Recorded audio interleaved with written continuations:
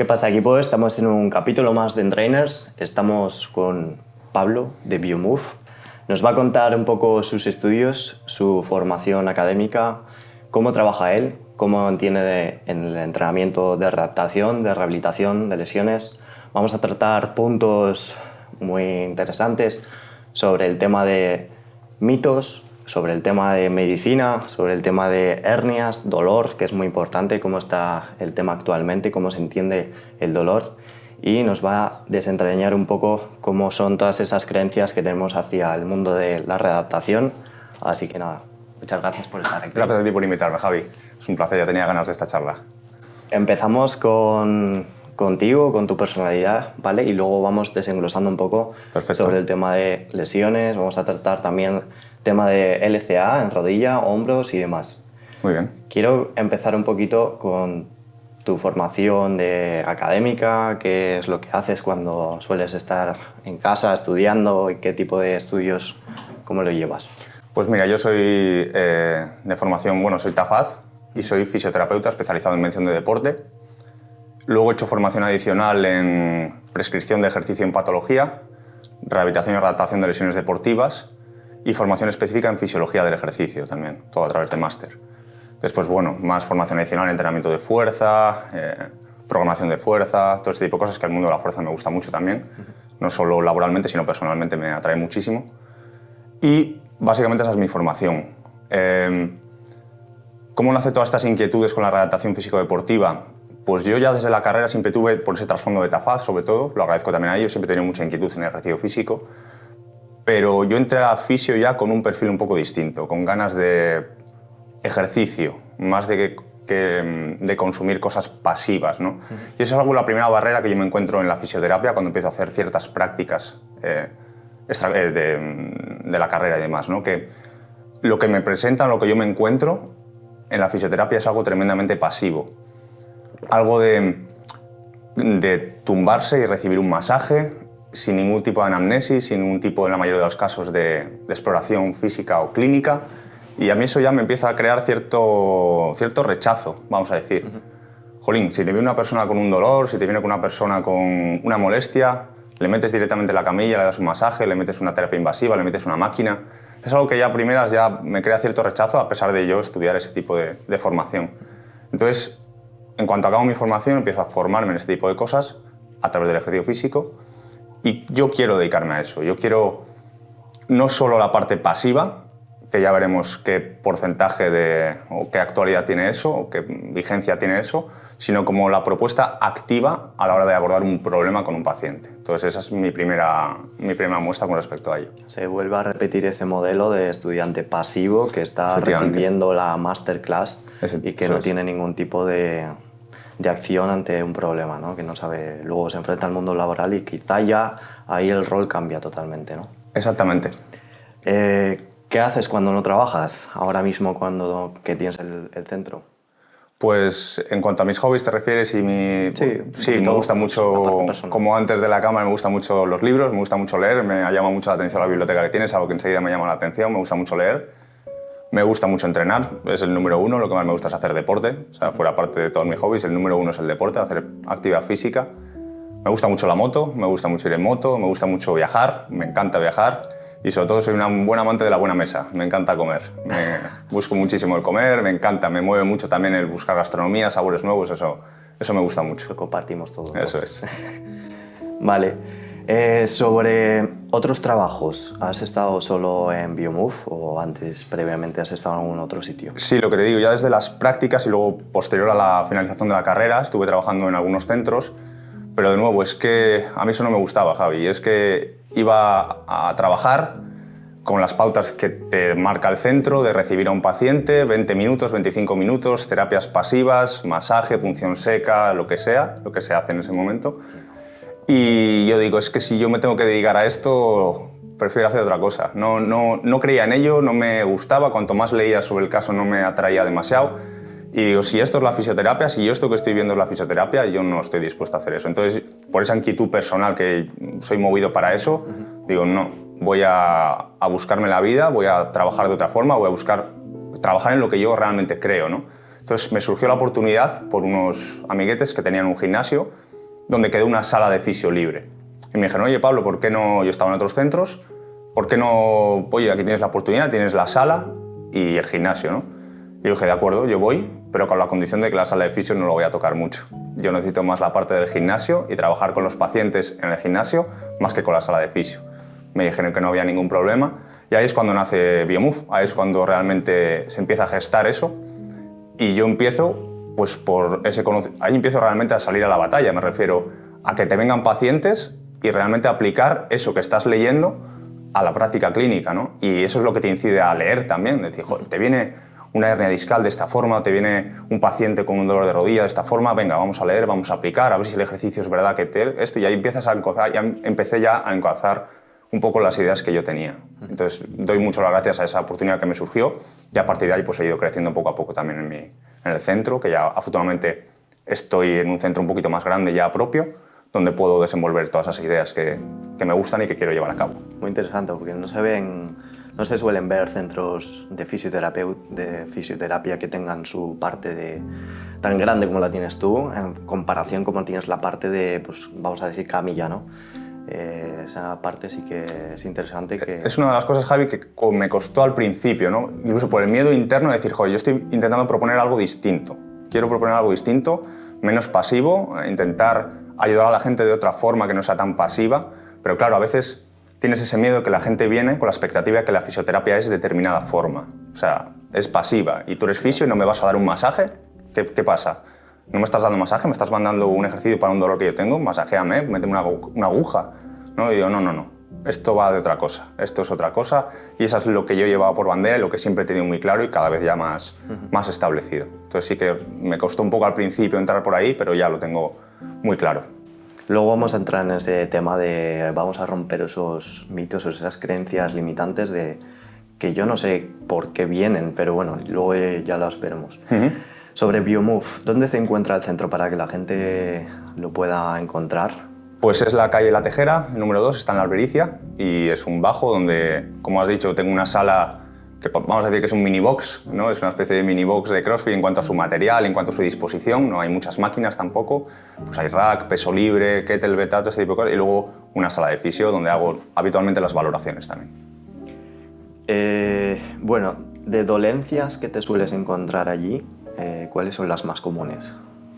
¿Qué tipo de paciente te encuentras o dices, es que siempre me viene este tipo de paciente con dolor de hombro, rodilla, LCA? Sí, quizá por prevalencia lo que más ligamento cruzado anterior actualmente y patología del raquis, dolores de espalda, fundamentalmente eso, aunque me presentan afortunadamente una gran variedad de patologías musculoesqueléticas y eso además me gusta someterme a cosas pues intervenciones quirúrgicas, cosas que no haya visto, musculoesquelética, por ese afán también de aprender, ¿no? Me viene una patología, la que quizás no controle tanto, digo, cuidado, me venía esto, vamos a ver qué hay de esto, vamos a leer, vamos a aplicar. Entonces, fundamentalmente, te diría que patología de raquis y ligamento cruzado anterior, pero a nivel musculoesquelético, un montón de cosas, ¿Qué tipo de valoración estándar sueles hacer a una persona con dolor? Pues esa es otra de las barreras que me gusta romper con respecto a lo que es una evaluación fisioterápica convencional, ¿no? Que siempre la consideré escasa. Me refiero, ya te digo, que normalmente viene un paciente a una clínica de fisioterapia y es un chequeo muy rápido, donde te duele, vamos a intervenir. Es tremendamente intervencionista con respecto a una patología, ¿no? Ya a mí me gusta parar un poco y decir, te entra una persona con un dolor determinado, vamos a preguntar bien quién es esa persona, quién tengo delante, porque es radicalmente importante qué persona tienes delante. En determinado dolor no se comporta lo mismo una persona con un dolor que con otra persona con otro dolor. Por trasfondo personal, por trasfondo económico, por situación vital, por experiencia deportiva, por edad. O sea, son cosas que en la primera sesión yo tengo que hacer una anamnesis exhaustiva de la persona que tengo delante. Todo, trasfondo de todo tipo. Entonces ahí ya voy trazando un perfil de la persona que tengo delante.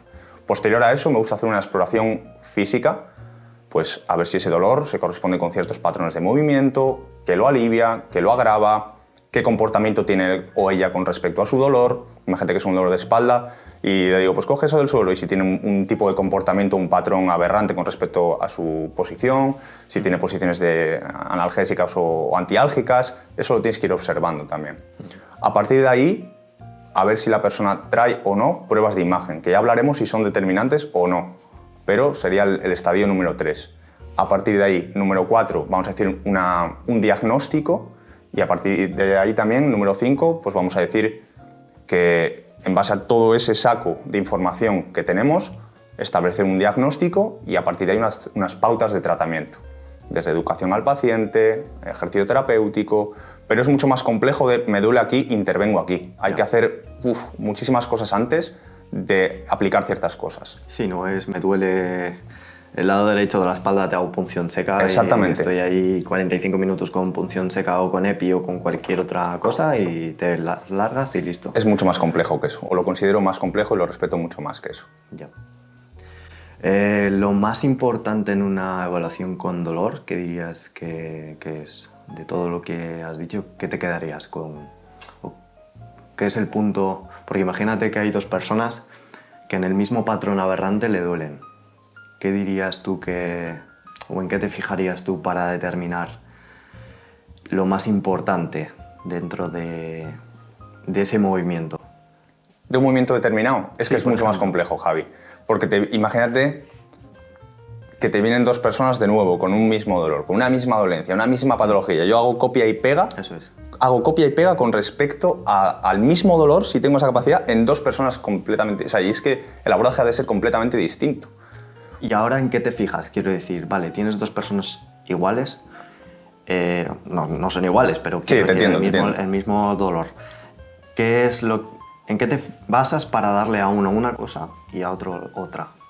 En la exploración previa de esos pasos previos que yo he ido trazando, desde la actitud que tiene con ese dolor, de vamos a tirar para adelante, o tiene un factor pues que nocébico de decir es que no me puedo mover porque mira que tengo una espalda, es que encima me cruje la espalda, es que encima me han dicho que tengo una hernia, que me han dicho que no me tengo que mover. Eso es un tipo de paciente, vamos a decir. Y otro que dice, bueno, pues me duele, pero vamos a tirar para adelante. Entonces, a pesar de ese copia y pega en el dolor, ya te digo que es mucho más importante la persona que tengas delante y el cómo tú también te expreses e intentes explicar lo que crees que tiene y cómo lo puedes ayudar, en base a eso trazar el plan de tratamiento. Entonces es que es mucho más complejo. ¿Podemos decir que el paciente establece una relación con el dolor y que es el cerebro el que completamente interpreta el dolor de una manera u otra, ¿no? Completamente. Y de hecho hay muchísimos trabajos al respecto, Javi, que por ejemplo hay varios. Ahí está el síndrome de dolor fantasma, por ejemplo, ¿no? Personas que están amputadas que sienten dolor en la extremidad que tienen amputada. O todo lo contrario, hay enfermedades donde no se siente el dolor, ¿no? Entonces hay gente que puedes clavarle un cuchillo en la espalda y no tiene ningún dolor. Entonces el tema del dolor es muy complejo y es muy, muy importante que el terapeuta o la persona capiz o el médico, quien se responsabilice de ese paciente, quien trate de tú a tú con ese paciente, conozca el dolor, ¿no? Hay un estudio también muy interesante donde se ponían a dos grupos con una especie de pitor o de marcador a menos 20 grados, por ejemplo, ¿no? Y hay delante del paciente hay una luz. Esa luz se puede encender de color rojo o se puede encender de color azul. Entonces, al aplicar el estímulo de esos 20 grados bajo cero, a ver cómo percibe la persona ese dolor, siendo el estímulo exactamente igual en dos personas. A ti te enciende una luz roja y a la otra persona le enciende una luz azul. Pues se ve que la persona o las personas, el grupo poblacional que tenían la luz roja, percibían muchísimo más alto el dolor que los que tenían la luz azul, siendo el estímulo completamente el mismo. Entonces, la interpretación que tú hagas de ese estímulo es tremendamente importante y eso lo tienes que saber ver también como terapeuta. Intentar enseñárselo a la gente. Súper interesante. Luego vamos al tema que has mencionado de los médicos, de que cómo los médicos también, o profesionales que entendemos con ese sesgos de autoridad que nos marcan o nos transmiten cierta información. Perfecto. Y cómo nos impactan. Lesión del LCA en rodilla. Entramos en el mundo de quizá más, un poco más conocido, sobre todo por los deportistas de fútbol. ¿Qué es y con qué están vinculados? ¿Con déficit en ciertos grupos musculares, tobillo, cadera? Si está relacionado con movimientos, con deportes. El ligamento cruzado anterior efectivamente es una estructura que lo que une es la superficie tibial con el fémur, ¿no? De forma cruzada, y lo que hace es estabilizar ciertos movimientos de anteriorización tibial, de que la tibia se vaya hacia adelante, ciertas posiciones de rotación en cadena cinética cerrada, sobre todo, ¿no? Es una lesión pues, bastante mediática por su papel que tiene sobre todo en el fútbol, en balonmano, porque a pesar de que tampoco es muy prevalente, vale menos de un 5%, tampoco es muy prevalente, pero es determinante porque te deja KO, te deja fuera un deportista toda una temporada, ¿no? Factores que pueden determinar una lesión del ligamento cruzado anterior. La literatura aquí varía mucho. Porque siempre se ha dicho, Javi, tú lo conocerás también, el famoso valgo dinámico de rodilla, ¿no? Que tú miras el aterrizaje, se mete rotación interna de tibia, abducción de cadera, momento, ¿no?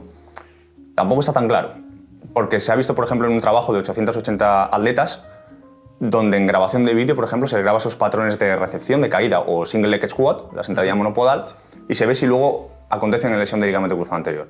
Pues la relación tampoco es tan directa. A pesar de que sí que se sabe que ese patrón puede llevar a 4 veces más de carga en el ligamento cruzado anterior, no es tan directa la carga.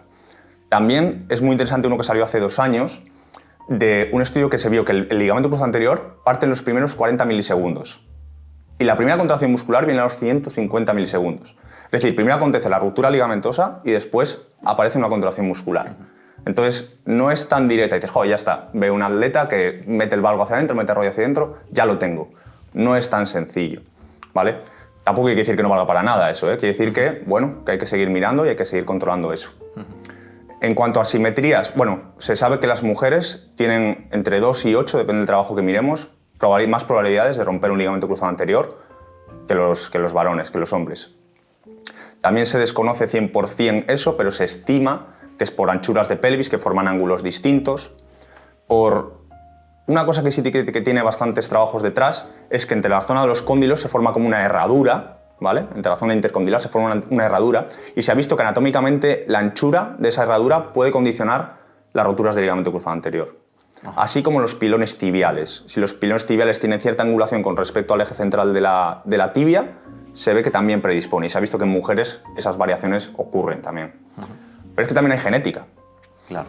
Es que también hay genética, es que también hay hábitos de vida, es que hay genética, hay genes que predisponen a la ruptura del ligamento cruzado anterior por mala síntesis del colágeno con creo que era el COL-A1 y COL-A12, 4A12 o algo así, son defectos en los genes del ligamento cruzado anterior o a la síntesis de colágeno, que el ligamento cruzado anterior es fundamentalmente colágeno y depende de la zona del ligamento que miremos, tiene distintas formaciones colaginosas. Y esas expresiones, esas malas expresiones en los genes pueden predisponer al ligamento cruzado anterior.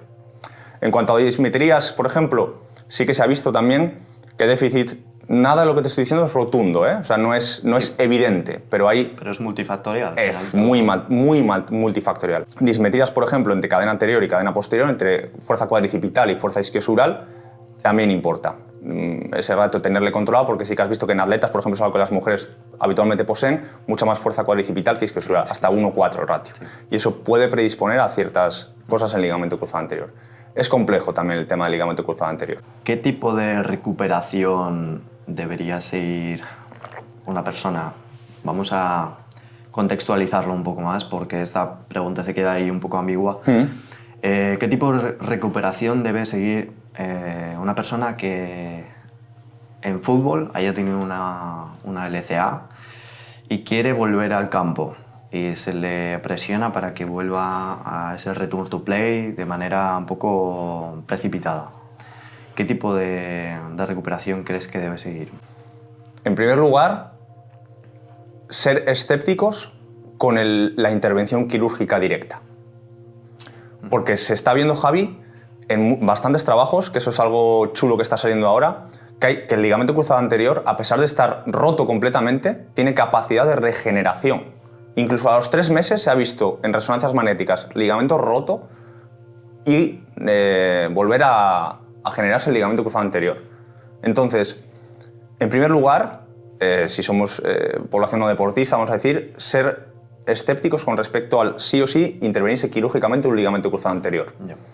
Porque eso mismo, con esos protocolos que están saliendo de forma conservadora, incluso con un bracing aumentan las posibilidades, hay trabajos que ven que hasta el 60% de la gente puede sacar adelante una lesión de ligamento cruzado anterior sin intervenirse quirúrgicamente. Entonces, en primer lugar, ahí lo tenemos, que eso es algo que sería romper la rueda actual, porque se operan prácticamente todos. ¿vale? Entonces, en primer lugar, ser escépticos con esa ruptura del ligamento y con esa intervención quirúrgica posterior. En base a eso, es que claro, eso ya es bastante importante, porque cuando empezamos ya a un protocolo de fuerza, vamos a decir, o de estabilización del ligamento cruzado anterior, pero es que la tasa de regeneración es alta. Entonces, después, posterior, imagínate, tú me preguntas de si se ha operado quirúrgicamente. No, si no se ha operado. Pero si, bueno, si en el contexto ya hemos dicho que primero no operar, eso quizás sería el último puesto, ¿no?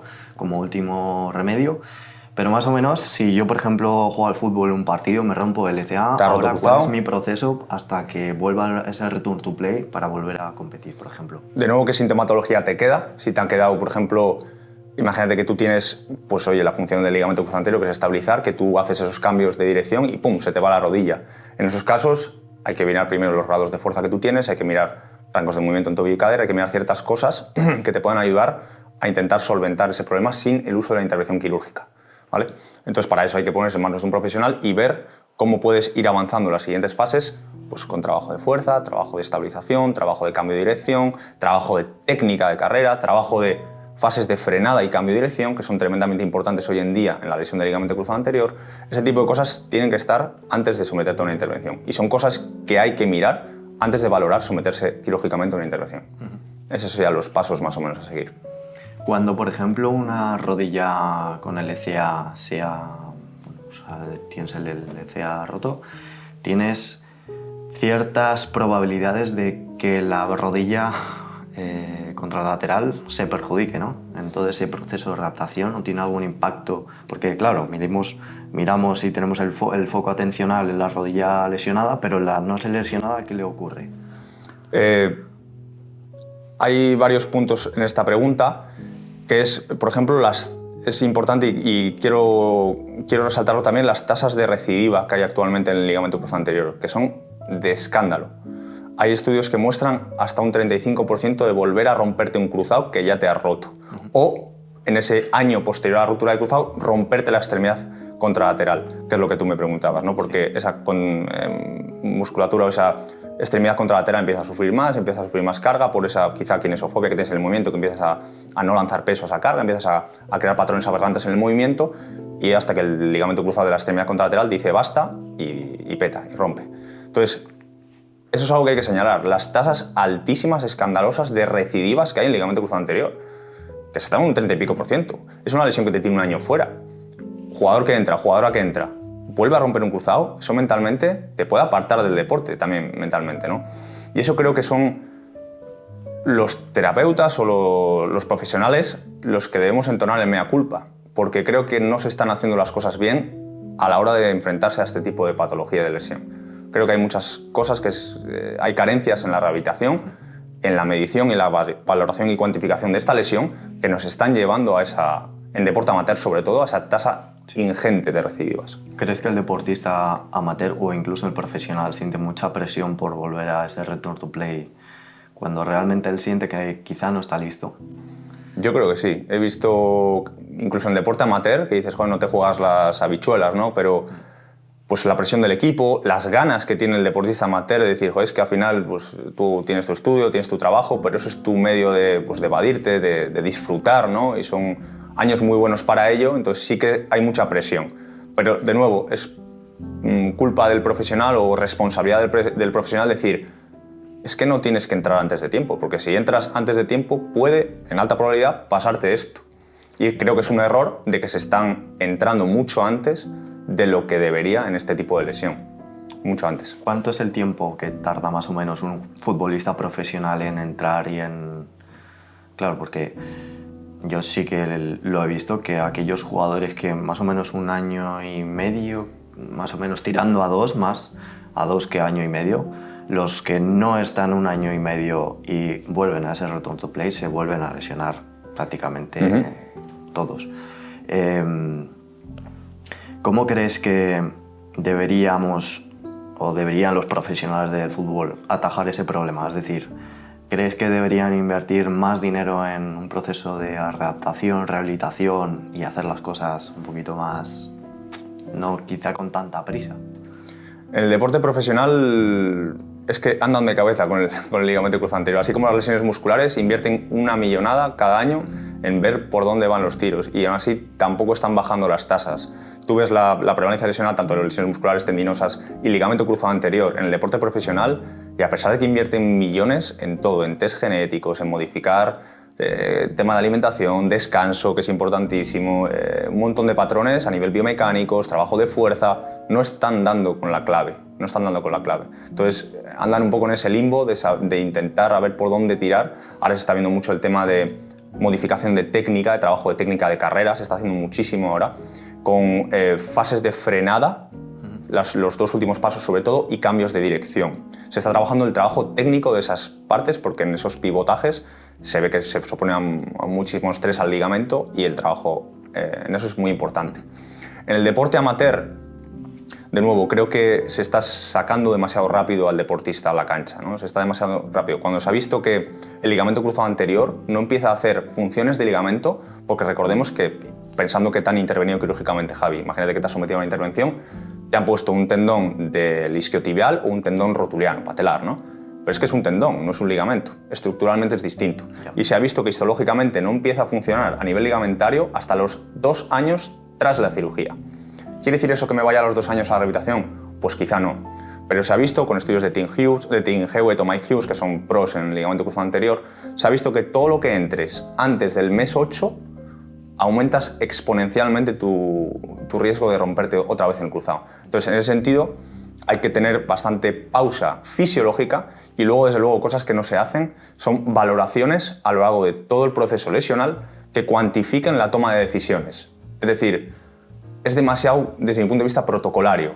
Mes 3, corres. Mes 5, saltas, cambios de dirección. Mes 8, entras a jugar. Y ya está, me lavo las manos y... Efectivamente. Dices, coño, mes 3. En el mes 3 igual tengo una persona con una cojera terrible porque tiene un patrón de dolor o de sensación de que no está seguro, segura y demás. ¿En el mes 3 tengo que correr porque me lo diga un protocolo? Pues no. En el mes 5 tengo que entrar a hacer, pues depende de la toma de decisiones. He valorado, he mirado la fuerza muscular en un lado con el otro, he mirado esos test de salto, he mirado la confianza que tiene ese deportista en su pierna. Esas son cosas que hay que mirar, que yo creo que no se miran porque es estrictamente protocolario y que lanzan al jugador o a la jugadora demasiado pronto a jugar. ¿Cómo crees que interviene un LCA en articulaciones, por ejemplo, cadera o tobillo? Porque claro, vale, esa articulación no funciona bien, pero ¿cómo afecta arriba y abajo? ¿Crees que ese dolor puede derivar en ciertos problemas a nivel de columna, a nivel de, por ejemplo, un dolor de cuello? En cuello lo veo un poquito más remoto, pero si tú mantienes una cojera, vamos a decir, por el motivo que sea la cojera, sí que quizá a la larga, pues esa cojera, ese patrón biomecánico errante, puede condicionar estructuras colindantes a la rodilla. La pregunta al revés sería de si esas estructuras pueden condicionar la ruptura del ligamento cruzado anterior. De nuevo, no es concluyente. Déficit de movilidad de la cadera, sobre todo de rotación externa, puede llevar en atletas de salto a favorecer o se ha visto cierta correlación con rupturas del ligamento cruzado anterior. Déficit de dorsiflexión de tobillo, se ha visto, de nuevo no concluyente, que puede tener cierta relación por esa falta de amortiguación o sea, también ese patrón errático en la amortiguación que puede llevar a más estrés en la rodilla. No concluyente de nuevo, son cosas que vamos viendo en los estudios y que no hay consenso aún. Pero sí puede ser interesante mirar articulaciones colindantes a la hora de valorar un ligamento cruzado anterior, sin duda. Bien, tema interesante el tema del LCA. ¿Qué, para la parte de prevención, qué tipo de... Obviamente depende de cada uno, depende del deporte, depende del tipo de entrenamiento o deporte que tenga. ¿Qué protocolo, qué consejo general, vamos a decir, que debería tener una persona que realiza un deporte de cooperación oposición, por ejemplo, de muchos cambios de dirección? ¿Qué tendría que tener para que esa persona no pueda lesionarse o tenga una... Minimizar el riesgo de lesión. A sabiendas ya del tipo de deporte condiciona la epidemiología lesional del ligamento cruzado anterior. Es decir, no se va a lesionar lo mismo un jugador de ping-pong que un jugador de balonmano al ligamento cruzado anterior. Entonces, sabiendo que jugador de baloncesto, jugador de fútbol, jugador de lacrosse, jugador de balonmano, incluso de pádel incluso, pueden tener más probabilidades que otro tipo de deportes. Entonces, sabiendo eso, pues eso nos lo dan los datos epidemiológicos, saber luego la biomecánica específica y los gestos específicos que provocan esa lesión habitualmente. Habitualmente son lesiones sin contacto, donde efectivamente, como hemos hablado antes, puede ocurrir ese valgo, esa rotación interna. Entonces, se ha visto, por ejemplo, que refuerzos en cadena posterior y también fuerza cuadricipital, especialmente en mujeres, especialmente en la edad adolescente, puede llevar a una merma de las tasas lesionales. Eso es interesante. La grabación de vídeo que hemos dicho antes, ya, pero no se correlaciona. ¿Es inútil completamente? No, hay que tener en consideración ciertos test de salto, hop test, single leg squat, controlarlo con las piernas contralaterales, pueden ser interesantes mirarlos también. A la hora de prevención de lesiones es difícil porque A no me lleva a B, como hemos dicho antes es multifactorial. Puedes hacer fantástico todo el mejor trabajo de prevención en una jugador o jugadora y que me cago en 10 haya salido la noche anterior o le haya fallecido un familiar, cognitivamente no esté metida y ese patrón le lleve a ciertos errores en el salto. Entonces es complejo, es muy complejo también la fase previa. Bueno, vamos a dejar este tema de LCA. No sé Bien. si quieres comentar algo más, que se quede así un poco en el tintero, algo importante que yo no haya visto. Pero bueno, nos vamos al hombro, vamos a asumir un poquito más y vamos al tema de cuál es la principal, otra vez un poco, cuál es la problemática principal que te has encontrado en tus clientes en todos estos años, quizá con un tipo de cliente, por ejemplo, en CrossFit con el tema del hombro, o en pádel o en otro deporte que sea un poco más recurrente. Sí, en el hombro habitualmente vienen con dolor de hombro, vamos a decir, un dolor de hombro. De nuevo, hay que tener mucho cuidado con las pruebas de imagen, al igual que ocurre con la espalda y demás, porque pueden ser tremendamente catastrofistas con respecto al abordaje que pueda tener esa persona con respecto a su dolor. Es decir, una de las grandes etiquetas diagnósticas que se pone es lesión del manguito rotatorio o síndrome de epicismo subacromial, que afortunadamente ya va quedando un poco más de lado, pero es una de las grandes cosas, ¿no? Entonces, en cuanto al abordaje de hombro, Javi, te viene una persona, ¿no? Imagínate que ha ido al médico, le han hecho tiene un dolor de hombro, como sea, le han hecho una prueba de imagen y sale que tiene un desgaste del manguito rotatorio, el tendón del supraespinoso, o que tiene la bursa inflamada. Pues eso ya es un problema en sí mismo, porque esa persona ya se va con una etiqueta diagnóstica que se puede corresponder o no, en muchos casos, con su sintomatología. Entonces, eso ya va determinando cierto comportamiento con los patrones de hombro. Y eso pasa en las pruebas de imagen con muchísimas estructuras. Herniaciones discales, que luego hablamos si quieres, patologías de rodilla, patologías de cadera, infinito. Entonces, en cuanto a un dolor de hombro, se piensa, y en general, en el abordaje médico suele ser tremendamente estructural, cuando hemos dicho antes que el dolor es muchísimo más complejo. Te puede doler el hombro por un montón de cosas, por un montón de motivos. Entonces, uno de los errores comunes es ya un sobrediagnóstico de lesiones estructurales, cuando el comportamiento del dolor es mucho más complejo que eso. Ese es uno de los patrones principales. Si me preguntas por deportes concretos, como has citado el CrossFit, pues pienso sinceramente que uno de los errores que tiene el CrossFit actualmente, aparte de una mala gestión de cargas por parte del deportista amateur, de pasar de 0 a 100 y no dejar tiempo a la progresión de cargas habitual que necesita un tejido para poder asumir y no romper, ¿vale? Sobre todo son muchos déficits de rango de movimiento. Un deporte muy complejo, tremendamente complejo, que juega con movimientos de halterofilia, con el respeto que hay que tener a la halterofilia en sus rangos de movimiento arriba, con todos los gestos de keeping, de rotación interna, rotación externa, con flexión completa. Son gestos que, bueno, que hay que estar preparado y que hay que tener la articulación, las estructuras preparadas para realizar con cierta demanda, cierta intensidad y cierto volumen esos entrenamientos. Creo que no se respeta mucho esa progresión de cargas y esos rangos de movimiento abiertos, sobre todo como has citado en el CrossFit. Creo que es un problema eso, actualmente, que está llevando a ser, si no la lesión, la segunda lesión más prevalente en ese deporte.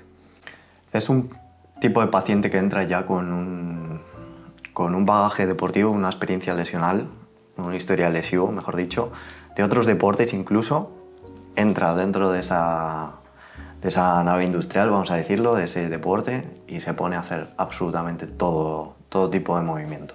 Claro, eso puede salir bien o mal. Es un poco, queda al aire. O sea, claro, y luego lo vas llevando y lo vas estirando en el tiempo. Es lo que hoy es una pequeña molestia, dentro de 3 meses ya es una molestia con otra molestia más o un poco más a nivel de intensidad. Y dices, bueno, ¿y ahora qué? van acumulándose molestias y van... Y lo que te digo, a nivel de CrossFit concretamente, es que son deportes más complejos. A mí me gusta mucho, lo sigo bastante, pero creo que para el deportista amateur tiene cosas buenas y cosas no tan buenas. Una de ellas es esa falta de programación, vamos a decir, de buena... Jolín, es que son personas habitualmente que no son deportistas amateur, la mayoría de los usuarios de un box, ¿no? Entonces sale de su oficina, sale de su trabajo normal y se pone a hacer un 21-15-9 a gas de snatch con overhead squat, con no sé qué, no sé cuánto. Y al día siguiente, otra vez, con toast to bar, no sé qué, no sé cuánto. Con un volumen exagerado, con déficit en ciertas y carencias en esos patrones tan complejos, y eso puede provocar ciertos problemas. ¿Qué tipo de consideración crees que debería tener el deportista que hace movimientos overhead, por ejemplo? Vamos a centrarnos ya en estos movimientos de rotación interna arriba, que quizá mucha gente no lleve. Entonces, ¿qué consideración deberías tener para prevenir lesiones en ese sentido?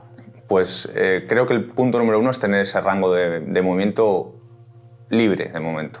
Es decir, que si tú vas a llevar una barra, un snatch, o vas a hacer un toast to bar, o vas a hacer cualquier deportista por encima de la cabeza, hablo específicamente de halterofilia, crossfit, este tipo de deportista por encima de la cabeza, o un press de hombros si vas a hacer un gimnasio estricto, lo que sea, el no tener ese déficit de falta de movimiento va a provocar estructuralmente ciertas cosas, ¿no? Igual que si tú haces escalada y tienes que llevar al rango más de movimiento, pues si tienes este rango de movimiento vas a provocar compensaciones para poder llegar a esa estructura. Si tú haces un snatch y le haces aquí, vas a tener que hacer lo que sea a nivel de flexión, de extensión de columna, de extensión del raquis cervical, vas a tener que compensar ciertas cosas que si lo haces una vez no pasa nada.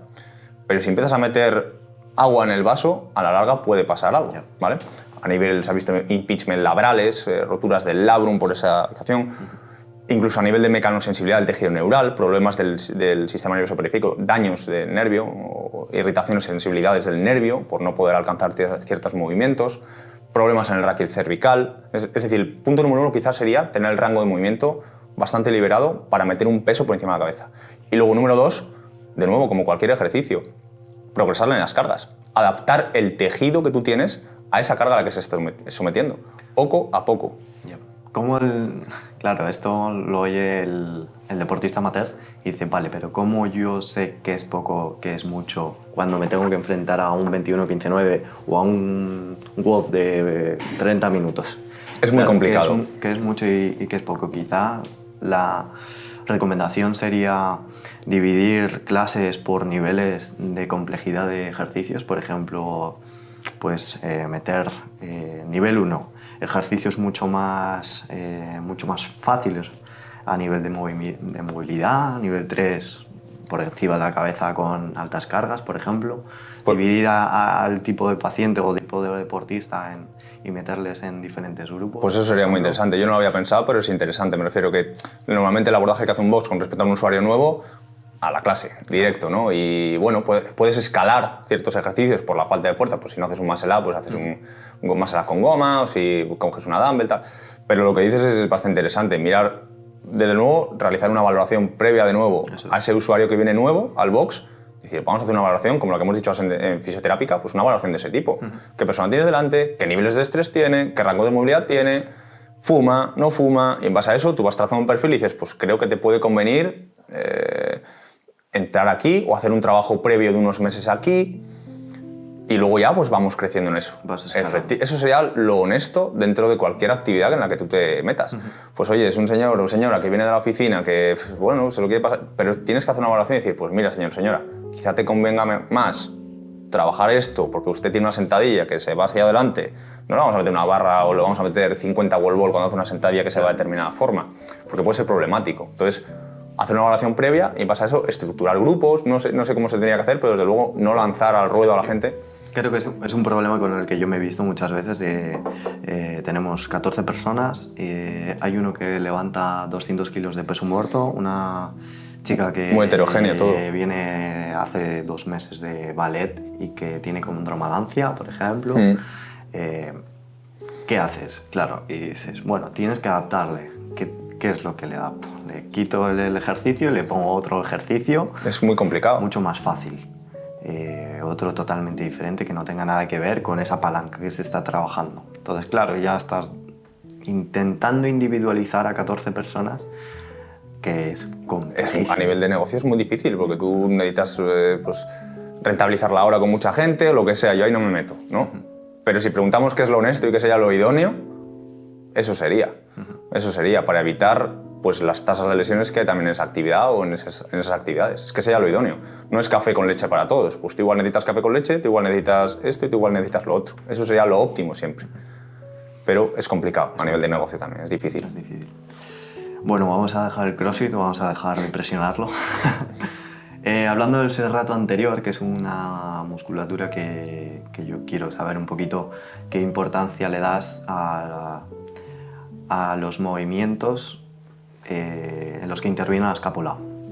¿Qué tipo de acción realiza el serrato anterior? ¿Por qué es tan importante o por qué está tan de moda tenerlo en cuenta ahora? Con todos los movimientos de antepulsión, ¿no? De overhead y demás. Tú lo has dicho la palabra moda. Igual que estuvo de moda pues, el glúteo medio, sin quitarle importancia, ¿eh? Pero son modas que van saliendo también en el mundo del ejercicio físico, de las lesiones, de achacar solo el problema o la solución a un único músculo. Y eso es completamente erróneo porque no puedes aislar un serrato de un movimiento escapular, no puedes aislar un serrato de un movimiento overhead, no puedes aislar un glúteo medio de una abducción de cadera. Es decir, el trabajar solo un músculo con el foco en un músculo, aparte de ser imposible, porque no funciona así el cuerpo humano, funcionamos por movimientos y patrones, no funcionamos por contracciones musculares aisladas. Incluso aunque tú te pongas aquí a hacer un curl de bíceps, no está trabajando solo un curl de bíceps, trabajan más cosas, ¿no? Pero el achacarle solo el problema a la solución o la estabilización glenumeral o el movimiento escapular o la dinámica escapular a un solo músculo, ya lo considero, yo soy escéptico con respecto a ello. No es tan sencillo, ojalá, pero no. Y luego, en cuanto a las dinámicas escapulares, por ejemplo, los movimientos overhead, se ha visto que en gente, estas otras, las valoraciones estáticas que se hacen, ¿no? Que tú levantas la cabeza y se ve que la escápula pues, funciona de determinada forma. Pues no hay correlación entre las dinámicas escapulares a veces y los dolores de hombro, no es tan directa. Puedes tener atletas que tengan una dinámica escapular desde el punto de vista no normativo, no anatómico, perfecto, y que no incurra ninguna lesión y no haya ningún problema, no haya ninguna correlación. Entonces el tema de las dinámicas y correcciones escapulares también es algo a ser escéptico porque aunque tú te cebes, entre comillas cebes, hacer una corrección, hacer una retracción escapular maravillosa, hacer ciertos patrones correctivos con respecto a una escápula, no te va a asegurar que ese deportista, prevenga una lesión o solucione un problema. Eso se ha visto, por ejemplo, en patologías de hombro, Javi, donde hace unos 5 o 6 años era todo ejercicios pues, de rotadores externos, gomitas, y eso se decía que prevenía las lesiones de hombro. Pues ya se ha visto que en lesiones de hombro, de nuevo, como ese problema suele ser multifactorial, no es solo un supraespinoso, no es solo una bursa, pues con los ejercicios de rotadores externos y tal, no se veía que solucionaba mucho. De hecho, el ser analítico con respecto a esas lesiones no se ven beneficios con respecto a ser más global. Igual que una lesión de espalda.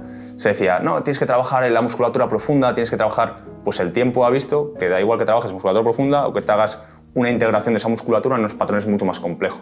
De hecho, puede ser más interesante trabajar ese transverso, vamos a decir, esa musculatura profunda integrado en otros ejercicios. No de forma analítica como se hacía con un brace y con un hollowing. ¿Qué es inútil? Fue una moda en su época y ahora estamos evolucionando hacia otras cosas, hacia integrar en una escápula, en un transverso, una musculatura abdominal, patrones mucho más complejos en la rehabilitación y la readaptación de lesiones para esas estructuras.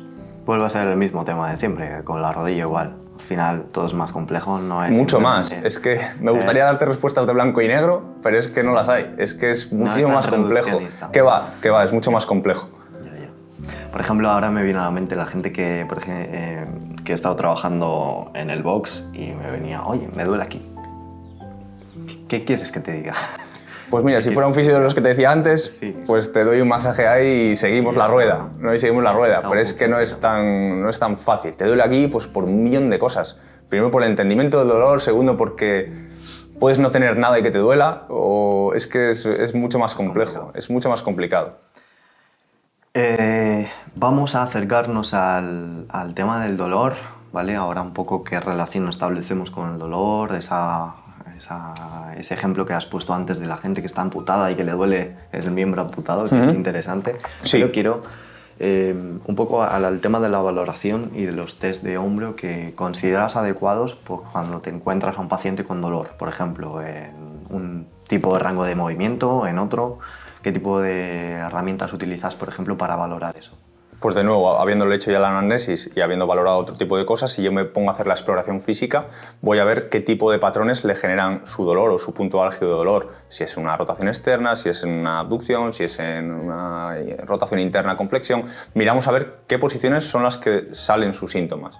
Aparte de ahí podemos ver qué posiciones, modificando ciertas estructuras periféricas, pueden provocar modificaciones en su dolor.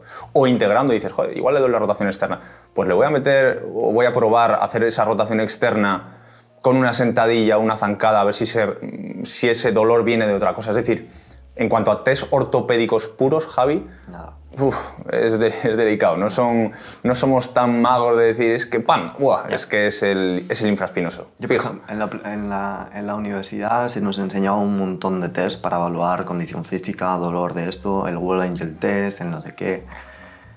Y bueno, vale, lo haces. Y digo, vale, ahora me duele. ¿Y qué? ¿Qué hago?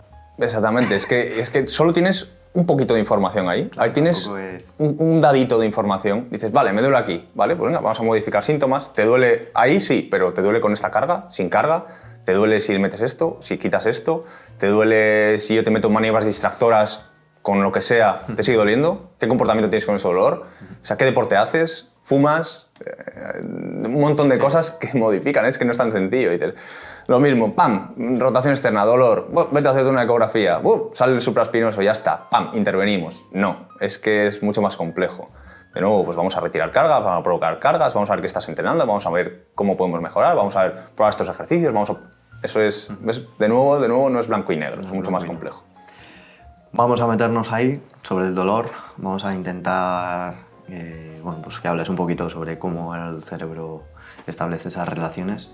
¿Por qué nos duele una articulación o un músculo si puede no haber una lesión mecánica, podríamos decir? Sí, una lesión estructural. Estructural.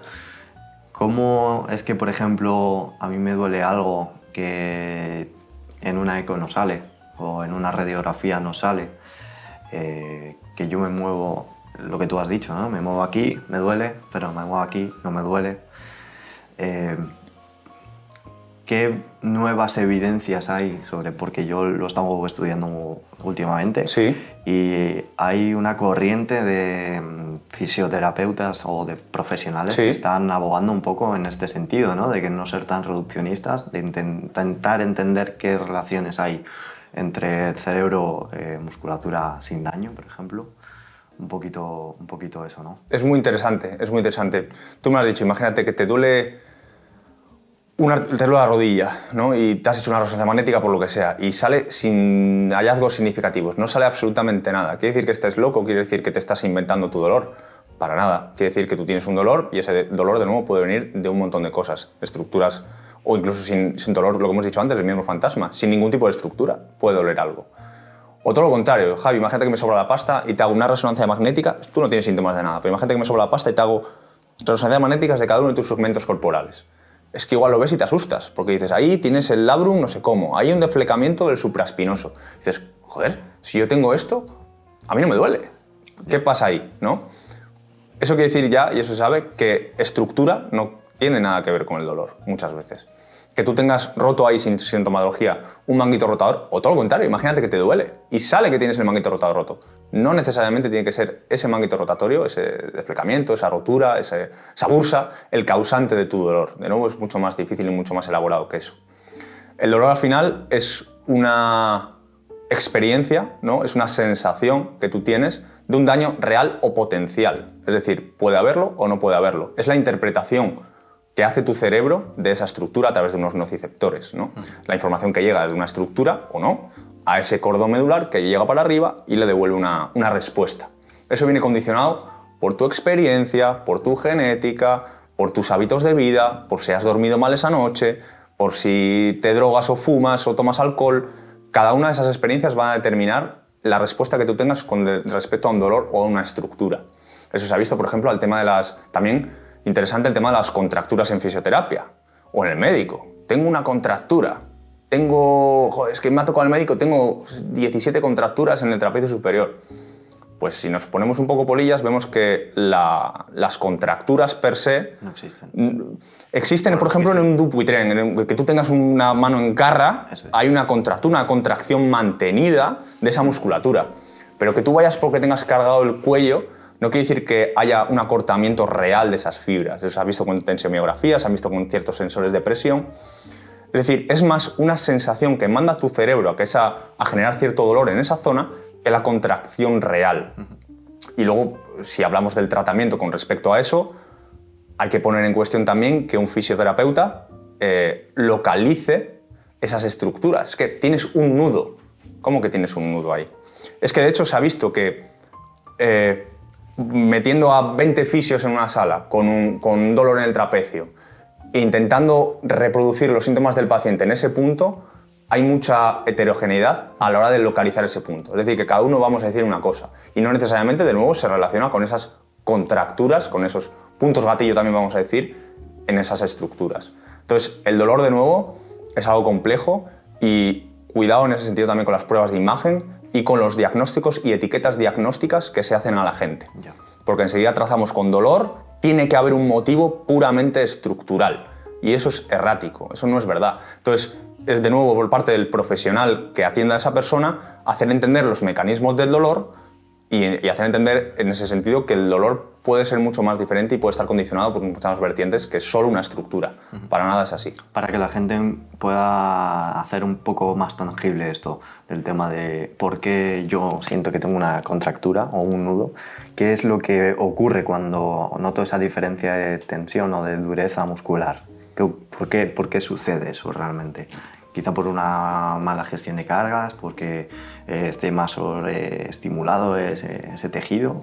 Es difícil, precisamente. Puede ser porque tú has ido al gimnasio, Javi, tú vas al gimnasio, metes día de sentadilla, pesada, notas las patas que dices, joder, ¿cómo noto las patas? Estoy por un montón de cosas, ahí ocurren un montón de mecanismos que te hacen sentir las piernas cansadas o que llevas toda la tarde mirando así para abajo y notas la zona de cervical cansada.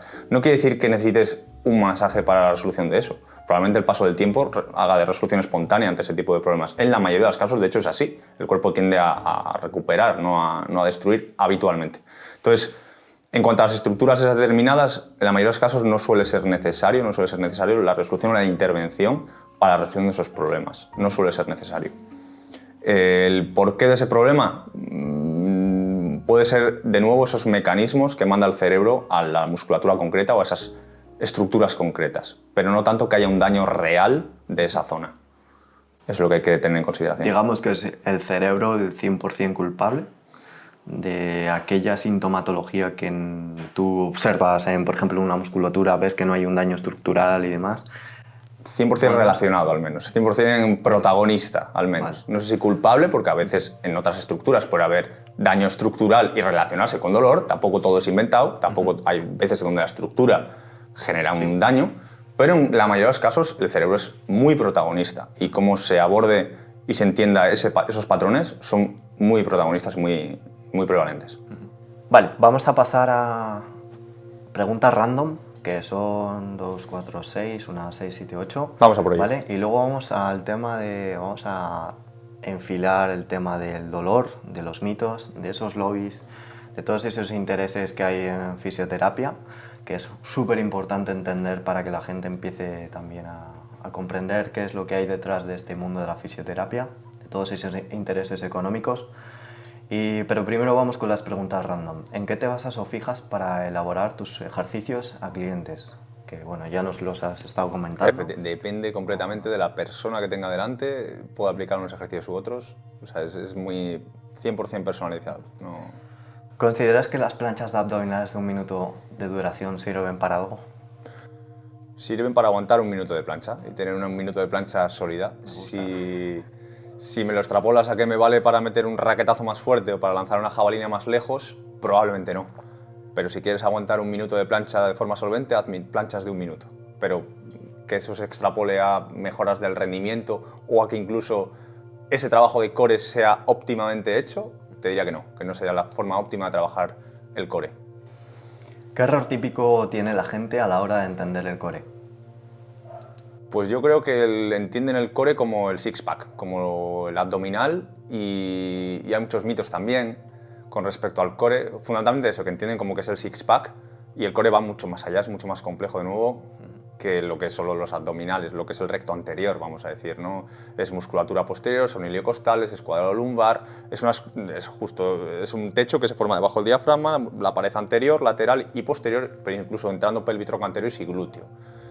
Entonces, también hay muchos mitos con respecto al core y a su entrenamiento. Sí que es verdad que entrenando esta musculatura o estas estructuras, pues se ha visto mejoras en algunos aspectos del rendimiento, en algunas. También es otro mito que se decía que si tú trabajabas el core no te iba a doler la espalda, o era el primer plan de tratamiento con respecto a una espalda.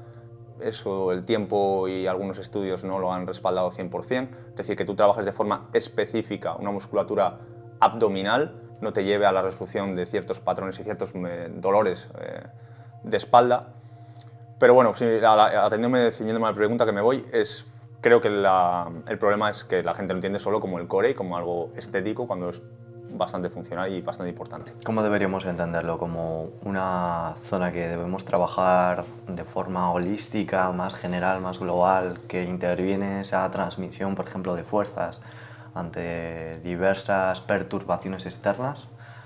Claro, entenderlo ahí abrimos así? Una puerta guapa, ahí abrimos una puerta porque dices, Lu Xiaojun tiene un buen core, tiene un core espectacular, pero igualmente es un L-sit y se le caen las piernas así para abajo. Entonces, tiene un core espectacular, entiendo el término profano, pero tiene un core espectacular para su acción y tiene un core espectacular para su acción. ¿Kipchoge tiene un core espectacular? Pues sí, porque tiene una transmisión y a través de ahí hace una transmisión de fuerzas estupenda. Entonces, claro, si yo pongo a Kipchoge a hacer un L-sit y digo, joder, mira qué debilidad tienes, si no tienes core, ¿no? Pero no es eso, viene muy determinado por la especificidad, a nivel deportivo hablamos, del deporte en el que tú estás ejecutando. Lu Xiaojun tiene un core espectacular, pero se ha visto y se vieron algunos vídeos donde se le metía en una especie de máquina y se le iba como metiendo inclinaciones y estaban sufriendo todos los halterófilos chinos como perros. Y dices, mira, no tiene oblicuos, ya, pero tiene un oblicuo o una musculatura determinada para esa acción concreta, para levantar 10 millones de kilos en un snatch o en una sentadilla o sea, sí, trabajaría de forma integrada y con patrones complejos y completos, más que específicamente cierta musculatura, atendiendo a las practicidades que tenga ese deportista o ese atleta.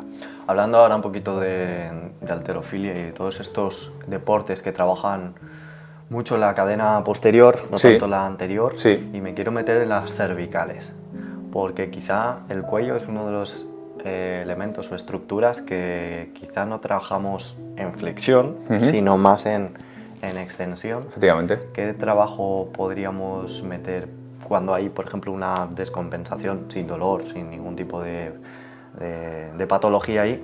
¿Qué tipo de ejercicios de flexión podemos meter? ¿Qué es lo que tú, por ejemplo, recomiendas o dirías que es interesante meter? Para un deportista overhead, me está diciendo, ¿no? Para un deportista por encima de la cabeza o así.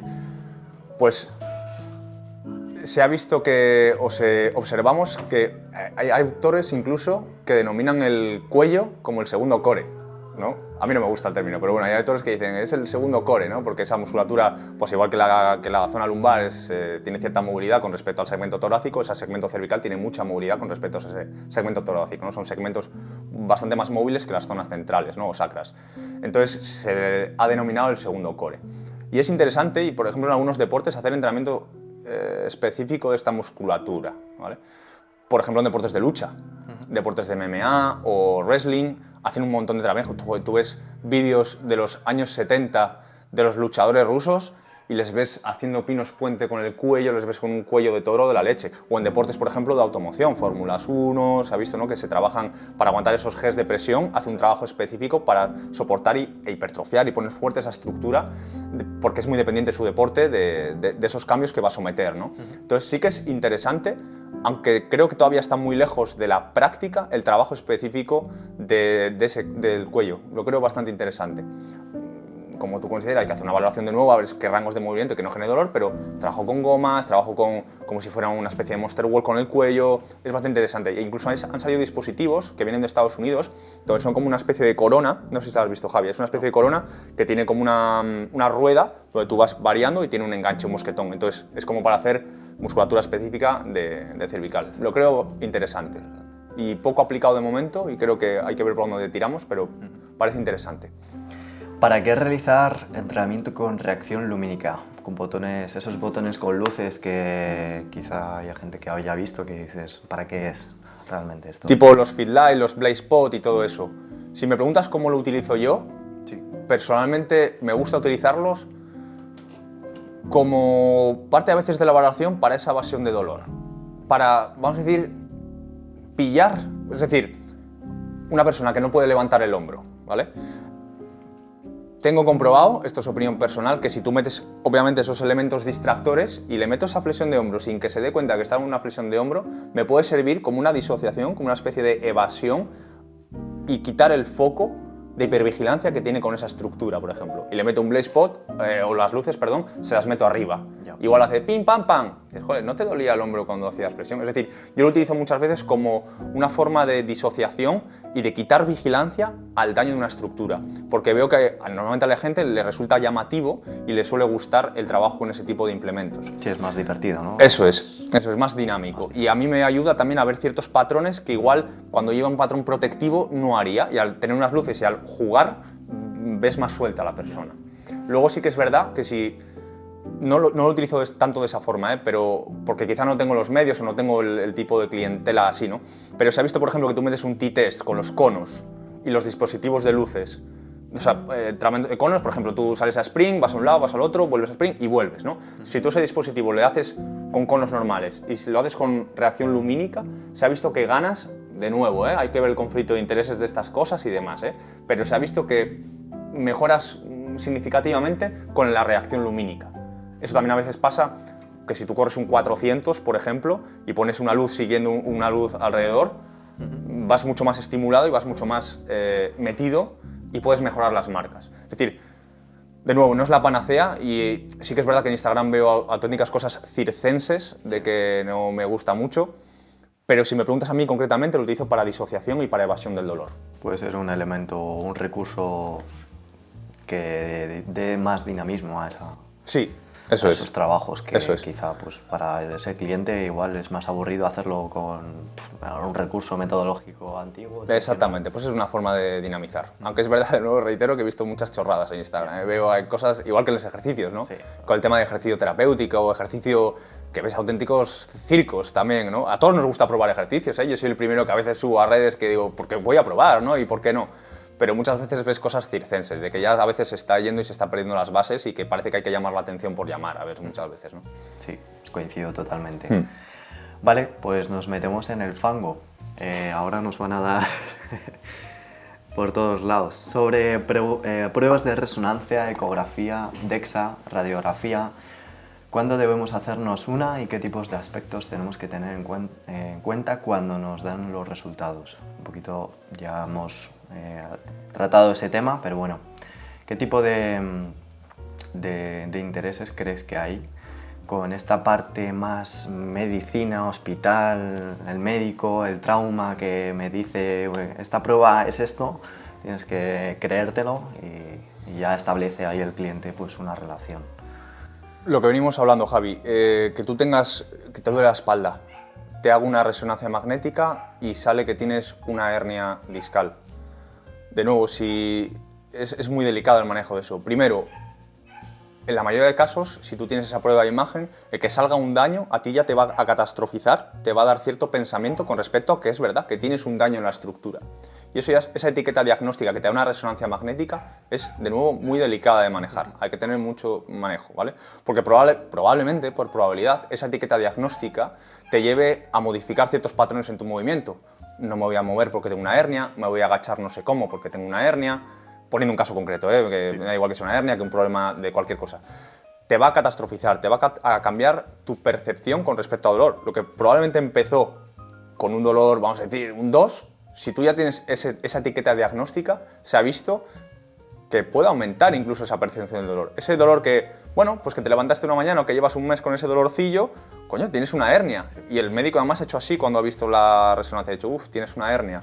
Entonces, joder, si el médico te está diciendo que tienes una hernia, pues estoy muy mal, es que estoy fatal porque tengo una hernia, entonces vas a empezar a tener ciertos comportamientos con esas estructuras también de nuevo erráticas. Entonces es muy delicado y el uso de resonancias magnéticas o de pruebas de imagen tienen su utilidad, desde luego, son una bendición, es un avance en la tecnología, pero es un arma de doble filo.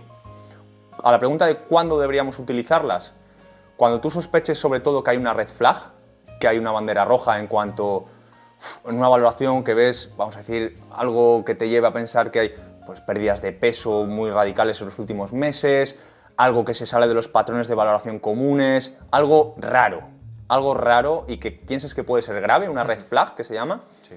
Tienes que mandar, o que un médico mande, o sugerir que un médico mande una resonancia magnética. Fuera parte de eso, es muy delicado y en pocos casos habría que mandar muchas veces pruebas de imagen, tanto ecográficas como resonancias magnéticas, por ese determinismo que pueden generar y por ese factor sobreprotectivo y exacerbante del dolor y errático en los patrones de movimiento que pueden generar una prueba de imagen. Entonces, si me preguntas también específicamente, claro, tú vas al médico, a un traumatólogo, vamos a decir, y te duele la rodilla o has notado un clac en la rodilla, el traumatólogo decide, por lo que sea, que te hace una prueba de imagen y sale que tienes el menisco no sé cómo. Claro, y te dice, no, es que este menisco hay que operarlo sí o sí. Eso de nuevo es un problema, porque si nos metemos directamente con meniscos, esto se extrapola a todo, te lo puedo decir en cadera, en herniaciones lumbares, en lesiones propias del manguito rotatorio, se ha visto que intervenir, por ejemplo, meniscos versus no intervenirlo, con cirugías placebo, hoy mismo he subido un estudio al respecto, no hay ninguna diferencia.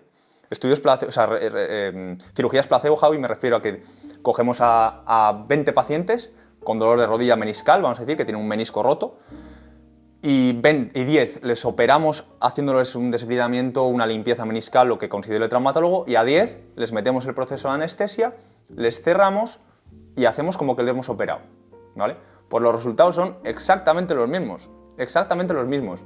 Me pasa igual con roturas de manguito rotador, con roturas de manguito rotatorio, me pasa lo mismo, o pasa lo mismo con herniaciones discales, intervenciones quirúrgicas de herniaciones discales, cirugía versus ejercicio, siempre gana ejercicio, con el coste-beneficio que ello conlleva.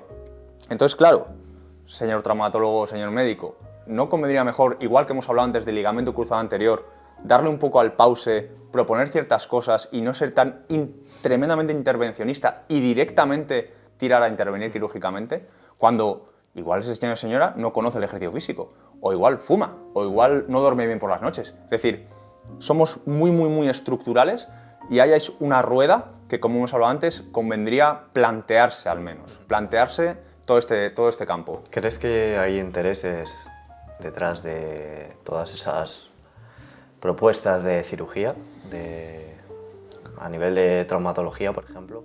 Pues, de nuevo, creo que se intervienen demasiadas cosas demasiado precozmente cuando se ha visto con trabajos que conviene esperar e invertir en otras balas.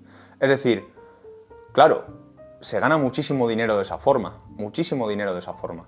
Entonces, si estamos diciendo que el ejercicio físico viene muy bien, o que incluso a veces operar no viene tan bien con esa complejidad de ese dolor, vamos a decir, meniscal, que puede venir de muchos sitios, el traumatólogo o el médico rehabilitador tiene una herramienta muy poderosa porque él es el jefe.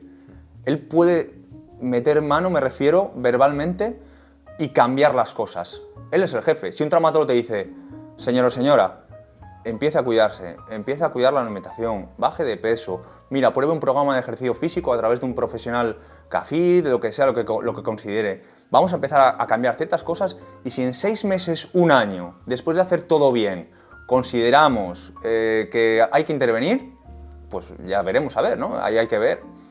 Pero claro, creo y pienso que el tratamiento traumatológico actualmente viene muy fundamentado por 3 acciones, que es el uso de medicación, el uso de infiltración y el uso de la intervención quirúrgica. Si a un traumatólogo le cuesta salir más allá de ese pensamiento, es mi opinión personal, de nuevo. Pero claro, opinión personal que yo cuando miro, por ejemplo, tratamiento de corticoides versus placebo, no se ven beneficios. Plasma rico en plaquetas, en codo, en hombro, en rodilla, en espalda, no se ven beneficios. Intervenciones quirúrgicas, de nuevo, versus placebo, versus ejercicio físico, versus cambio de estilo de vida, no se ven tantos beneficios. Que se tengan que operar ciertas cosas, es una maravilla la traumatología, es un avance de nuevo igual que las pruebas de imagen. Que se operan más cosas, muchísimas más cosas de las que se debieran operar, desde mi punto de vista, sí, y habría que cambiar. Ahora bien, no depende de mí, depende del propio campo de la traumatología la que debe, creo, plantearse este tipo de cosas y empezar a confiar y abrir el espectro para cambiar realmente las cosas. Creo que es un poco catástrofe lo que estamos viendo hoy en día en el sistema sanitario a nivel de traumatología. ¿Crees que se hace más por la parte de ignorancia que quizá todos estos profesionales no le den el sentido, el peso que tiene el ejercicio físico, esos hábitos de vida saludables, dejar de fumar, hacer ejercicio por un profesional? ¿Crees que lo han dado la vuelta a la inversa para, no por, quizá puede ser por esos intereses, pero más por la parte de ignorancia, porque no tengan los conocimientos que aprendieron o que nosotros, por ejemplo, los CAFID o los fisios tenemos? ¿Crees que podría ser esa una de las causas? Creo que sí que es la falta de información, al igual que nos ocurre en fisioterapia y al igual que nos ocurre que te ocurre en CAFID, que tú en la carrera te dan cierta formación, te digieren cierta formación muy sesgada, a veces por intereses, a veces por un sistema educativo no actualizado, desde luego, pero creo que sí, creo que es una falta de información. Quiero pensar eso, no quiero pensar en una corruptela, vamos a decir. Yeah. Quiero pensar que es una falta de información, de que, jolín, si se empezaran a actualizar, igual que los fisios, no solo miremos para Vamos afuera. a entrar ahí. Sí, no solo miremos para afuera, miremos también para adentro.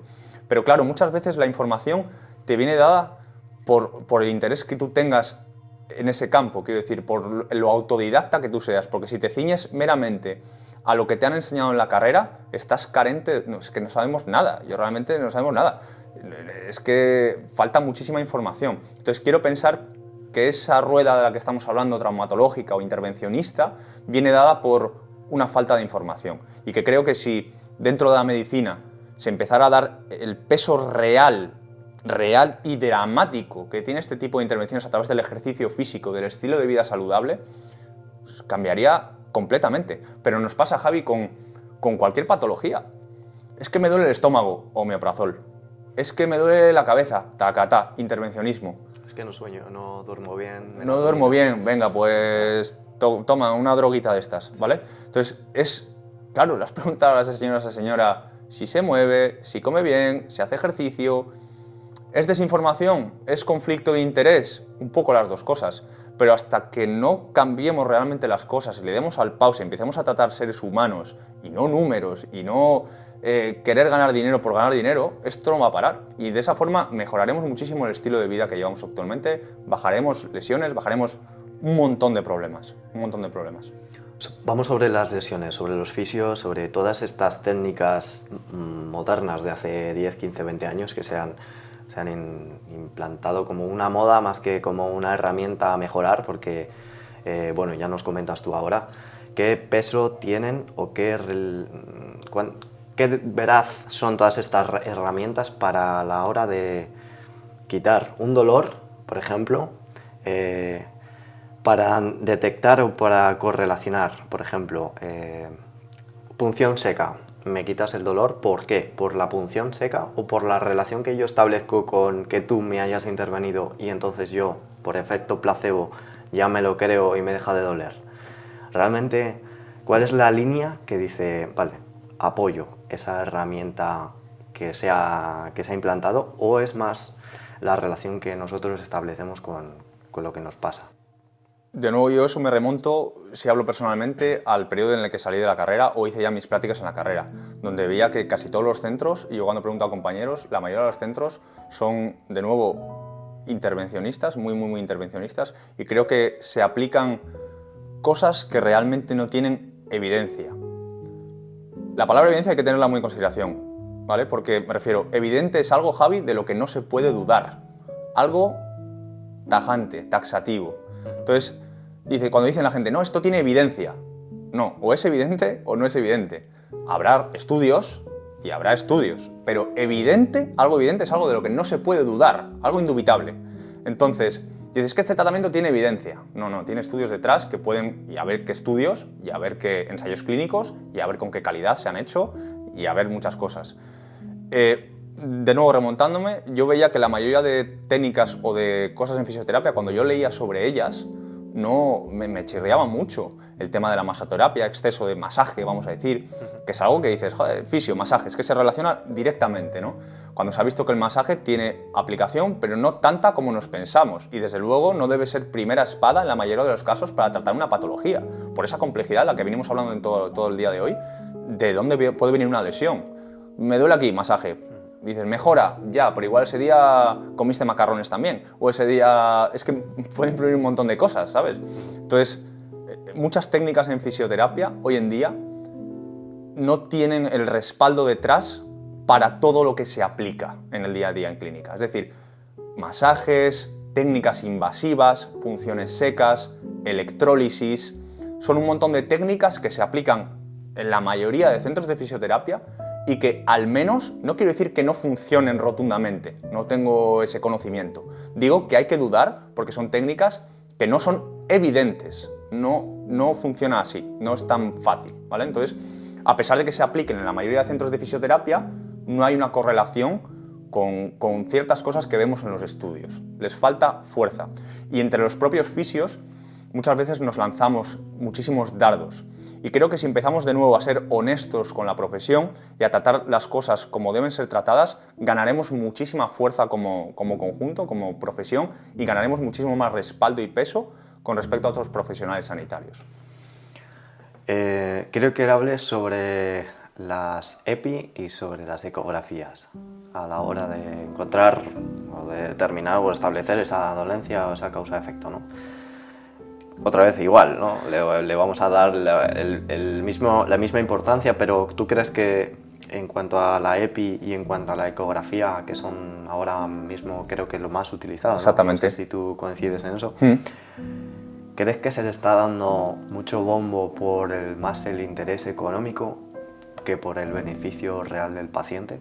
De nuevo, como antes justamente señalábamos a la traumatología, ¿no? Y que mira qué malos son con las pruebas de imagen, y es algo que salen en post de fisioterapia también, las pruebas de imagen, no sé qué, y luego ves que la mayoría de las intervenciones fisioterápicas, o que hoy en día un gran negocio y un gran lobby que hay en fisioterapia viene por el negocio de la ecografía también. Si estamos criticando a los demás profesionales sanitarios de esa intervención a través de las pruebas de imagen, claro, te vienen, tienes un lo que sea y te hacen una ecografía, mira, sale lo que sea, sale negro, sale lo que sea, hipoecoico, sale como sea, ¿no? Y volvemos de nuevo a intervenir, y somos tremendamente intervencionistas, que no quiere decir que esa prueba de imagen no valga para nada, quiere decir que se utiliza en demasía y que nos pueden condicionar ya directamente un tratamiento. Si me preguntas directamente por el tratamiento de este tipo de pruebas en la fisioterapia, de nuevo creo que está sobrevalorada en muchos casos, porque de nuevo te llevan a correlacionar algo que puede no ser, y de luego la intervención, el tratamiento directo con estas técnicas invasivas que me has preguntado, la EPI, la EPTI, me da igual, que son unas técnicas que de nuevo llevan muchísimos años estudiándose y que no podemos decir que es algo evidente. Ojalá lo fuera, Javi, ojalá fuera algo que fuera la panacea, ojalá provocaran esas regeneraciones tisulares de las que abogan, pero cuando vemos los ensayos clínicos que lo avalan detrás, vemos muchas flaquezas, vemos muchas debilidades y desde luego no vemos rotundidades en esos ensayos clínicos con poca población, con una población, normalmente se utiliza en tendinopatía, esta técnica, que luego se ejecutan con ejercicio físico. Es decir, creo que estamos sobredimensionando y creo que estamos sobreutilizando este tipo de técnicas en fisioterapia. De nuevo, por un interés económico, por desconocimiento, creo que un poco mezcla de las dos. Pero de nuevo, así como pedimos a los traumatólogos, es que operáis demasiado, pues hay que mirar un poco el ombligo y decir, ¿y qué estamos haciendo nosotros? ¿Qué técnicas estamos aplicando? ¿Estas técnicas estamos ayudando a la gente realmente? ¿O estamos dejando la cabeza en blanco, nos creemos lo que nos dicen, no estamos teniendo un pensamiento crítico ni una lectura profunda de estas técnicas y las estamos aplicando porque obviamente tengo que pagar una casa a final de mes o tengo que pagar un coche? Entonces, de nuevo, así como exigimos a los demás, creo que somos nosotros los que tenemos que mirar para adentro y empezar también a cambiar las cosas. Perfecto. Totalmente de acuerdo. Quiero, un poquito al hilo, preguntarte por la inhibición por presión. Si tú crees, el masaje ya hemos dicho que nada, pero la inhibición por presión, que quizás sea otra técnica de las que no las pueden hacer los fisios, las podéis hacer con vuestras manos. no necesitáis ningún recurso a nivel de herramienta y demás. ¿Tú crees que también siguen en esta misma línea de la que hablamos? De nuevo, soy escéptico con respecto a ello, porque yo creo que, no sé si antes he citado el trabajo, pero cuando se veía ese dolor, vamos a decir, una persona con dolor, cuando se somete con una presión, con una especie de algómetro también, con una presión, pues no se ve, incluso con algómetros, vamos a decir, placebo, donde no someten tanta presión, es más la expectativa que tiene el paciente con respecto a recibir esa presión, ese masaje, que realmente lo que se segregue o lo que ejecutes tú a nivel tisular, ¿vale? Es más la percepción y la expectativa de un efecto placebo, vamos a decir. Entonces, de nuevo, creo que está sobreutilizado y sobredimensionado este tipo de técnicas, que no están tan respaldadas. Entonces, para concluir, vamos a ponernos en foco hacia sobre qué camino tenemos que llegar. Honestidad, menos intereses económicos, que quizá nos iría un poquito mejor, o por lo menos a las personas a las que tratamos les iría mejor. Comer bien, vida saludable, que te dé el sol, menos estrés, cuidar emociones, sobre todo entrenar de forma correcta y dejarnos de tanta herramienta. Tú lo has dicho, Javi, tal cual, es que es así. Muchas veces queremos rizar el rizo y darle a veces más bombo a ciertas cosas, pero las bases son las bases y eso ha de estar siempre y hay que mirarlo siempre a la hora de atender a un ser humano. Totalmente. Vale, vamos a las últimas cuestiones. Mitos, amimefuncionismo, el gran problema de las creencias sobre el dolor, entrenamientos, recomendaciones que hacemos a la gente, que quizá pues por esas creencias que ya hemos visto que Pablo nos ha dicho, todo aquello que conocemos lo conocemos por las interacciones sociales que tenemos con otras personas y cómo nosotros nos dejamos influir a veces por los conocimientos de otras personas, que muchas veces quizá no lo pongamos en duda y acabemos pasando, ¿no?, esa información a otras personas. El amimefuncionismo es, yo lo he llamado así, que por ejemplo el pádel es lesivo porque yo tuve una lesión, el crossfit es lesivo porque mi amigo tuvo una lesión, y así vamos intentando pues, bueno, pasar ese conocimiento, que más que conocimiento creo que es un veneno que nos hace ser dogmáticos y sobre todo no cuestionarlo como deberíamos hacer. Sobre acupuntura, punción seca y otras técnicas ya hemos hablado. Sobre foam roller, vamos a ver un poquito eso antes de entrenar, después de entrenar, y también sobre los estiramientos pre y post entrenamiento. ¿Qué consideras sobre esto? En cuanto al foam roller, también es una herramienta que se puso muy de moda hace muchísimos años y parecía que si no te dabas al rodillo antes o después, se veía, era muy típico, sobre todo en competiciones que yo iba a ver de CrossFit y demás, todo el mundo pasábamos el rodillo previo y demás. Si miramos a la literatura estrictamente, de nuevo no hay mucha evidencia, lo que es evidente, ¿vale? Hay estudios que correlacionan que si pases rápidos y cortos puede provocar ciclos de acortamiento y mejoras en el salto vertical, por ejemplo, pero creo que la correlación es muy débil. Creo que, de nuevo, puede haber muchos factores, el factor psicológico de pasártelo como una manía de un deportista, por ejemplo, ¿no?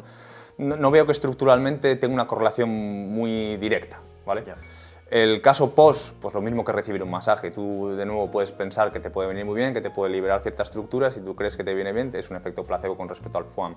Creo que los años han quitado un poco de fuego al tema del foam.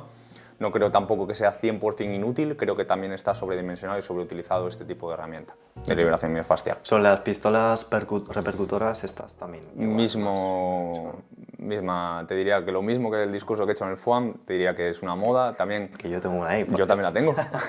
Yo me la cogí por AliExpress para probar a mí mismo y digo, joder, después de esos entrenamientos duros, a ver qué tal. Y nada. Pelota de masaje típica, me paso por aquí después de hacer movimientos overhead.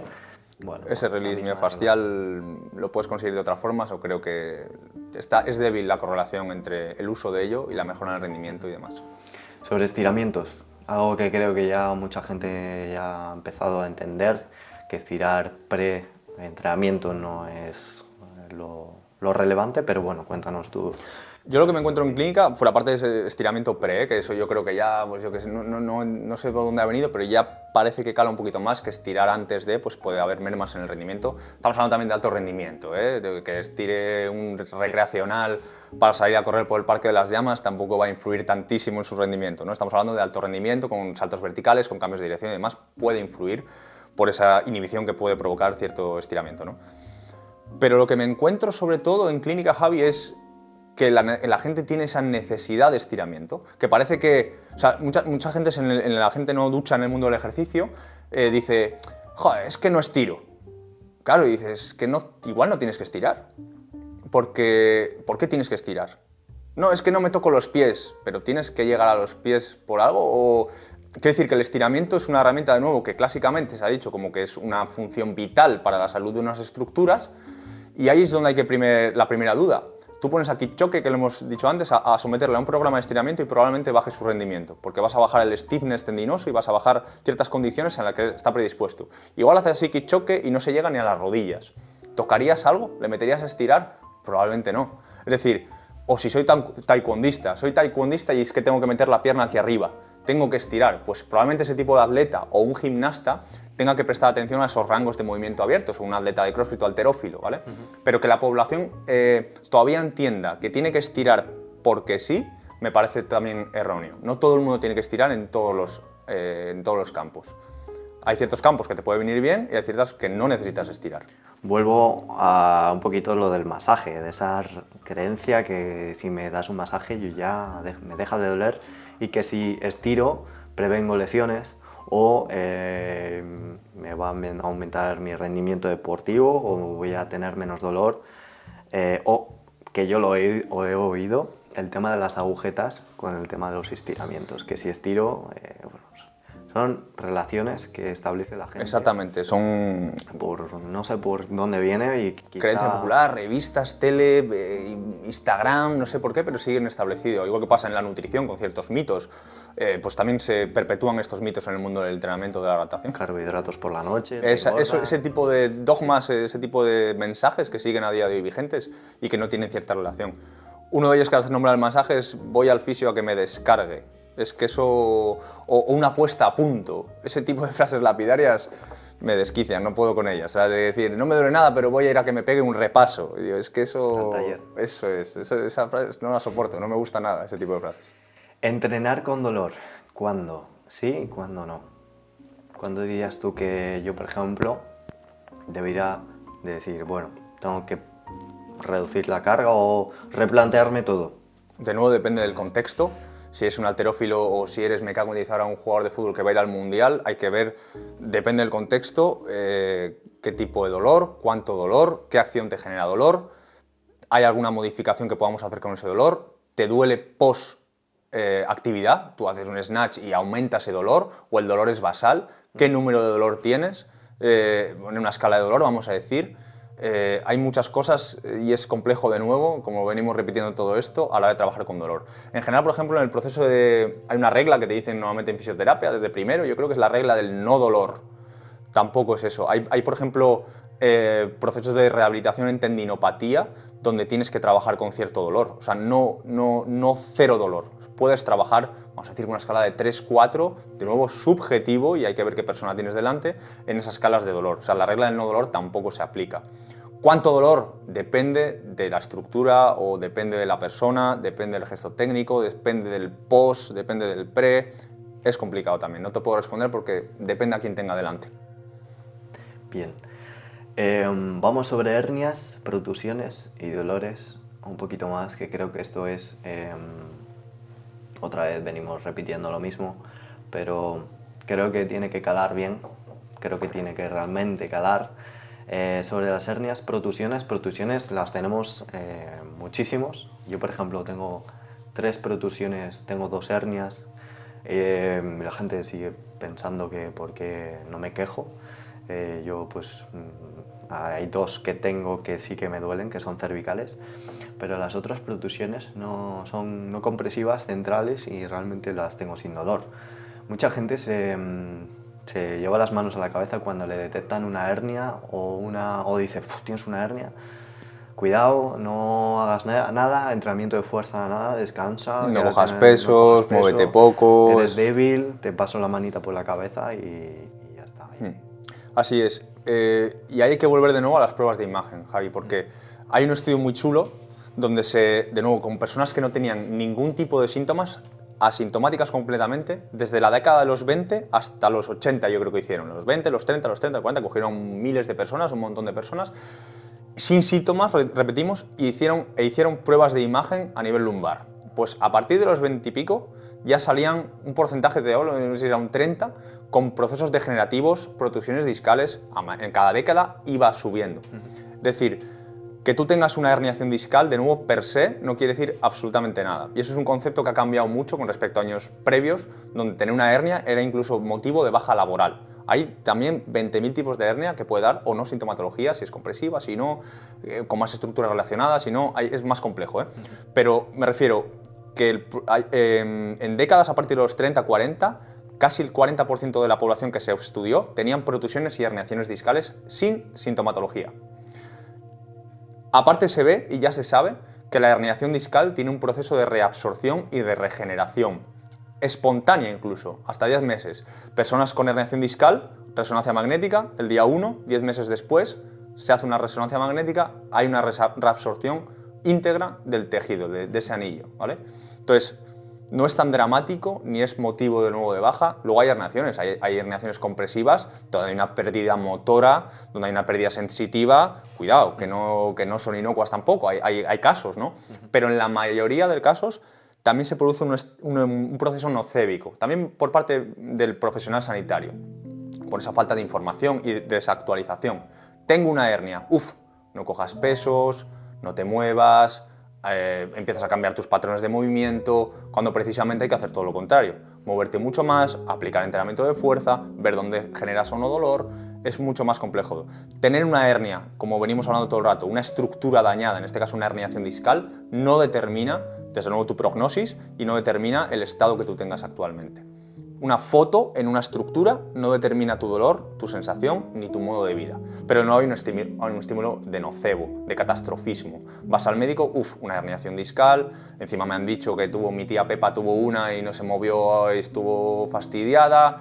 Ya te vas metiendo tú en ese rol catastrofista que puede ser importante. Pero de nuevo, ahí está el profesional sanitario, ahí están los CAPIs, ahí están los médicos, ahí están los fisios para decir, ¡pam!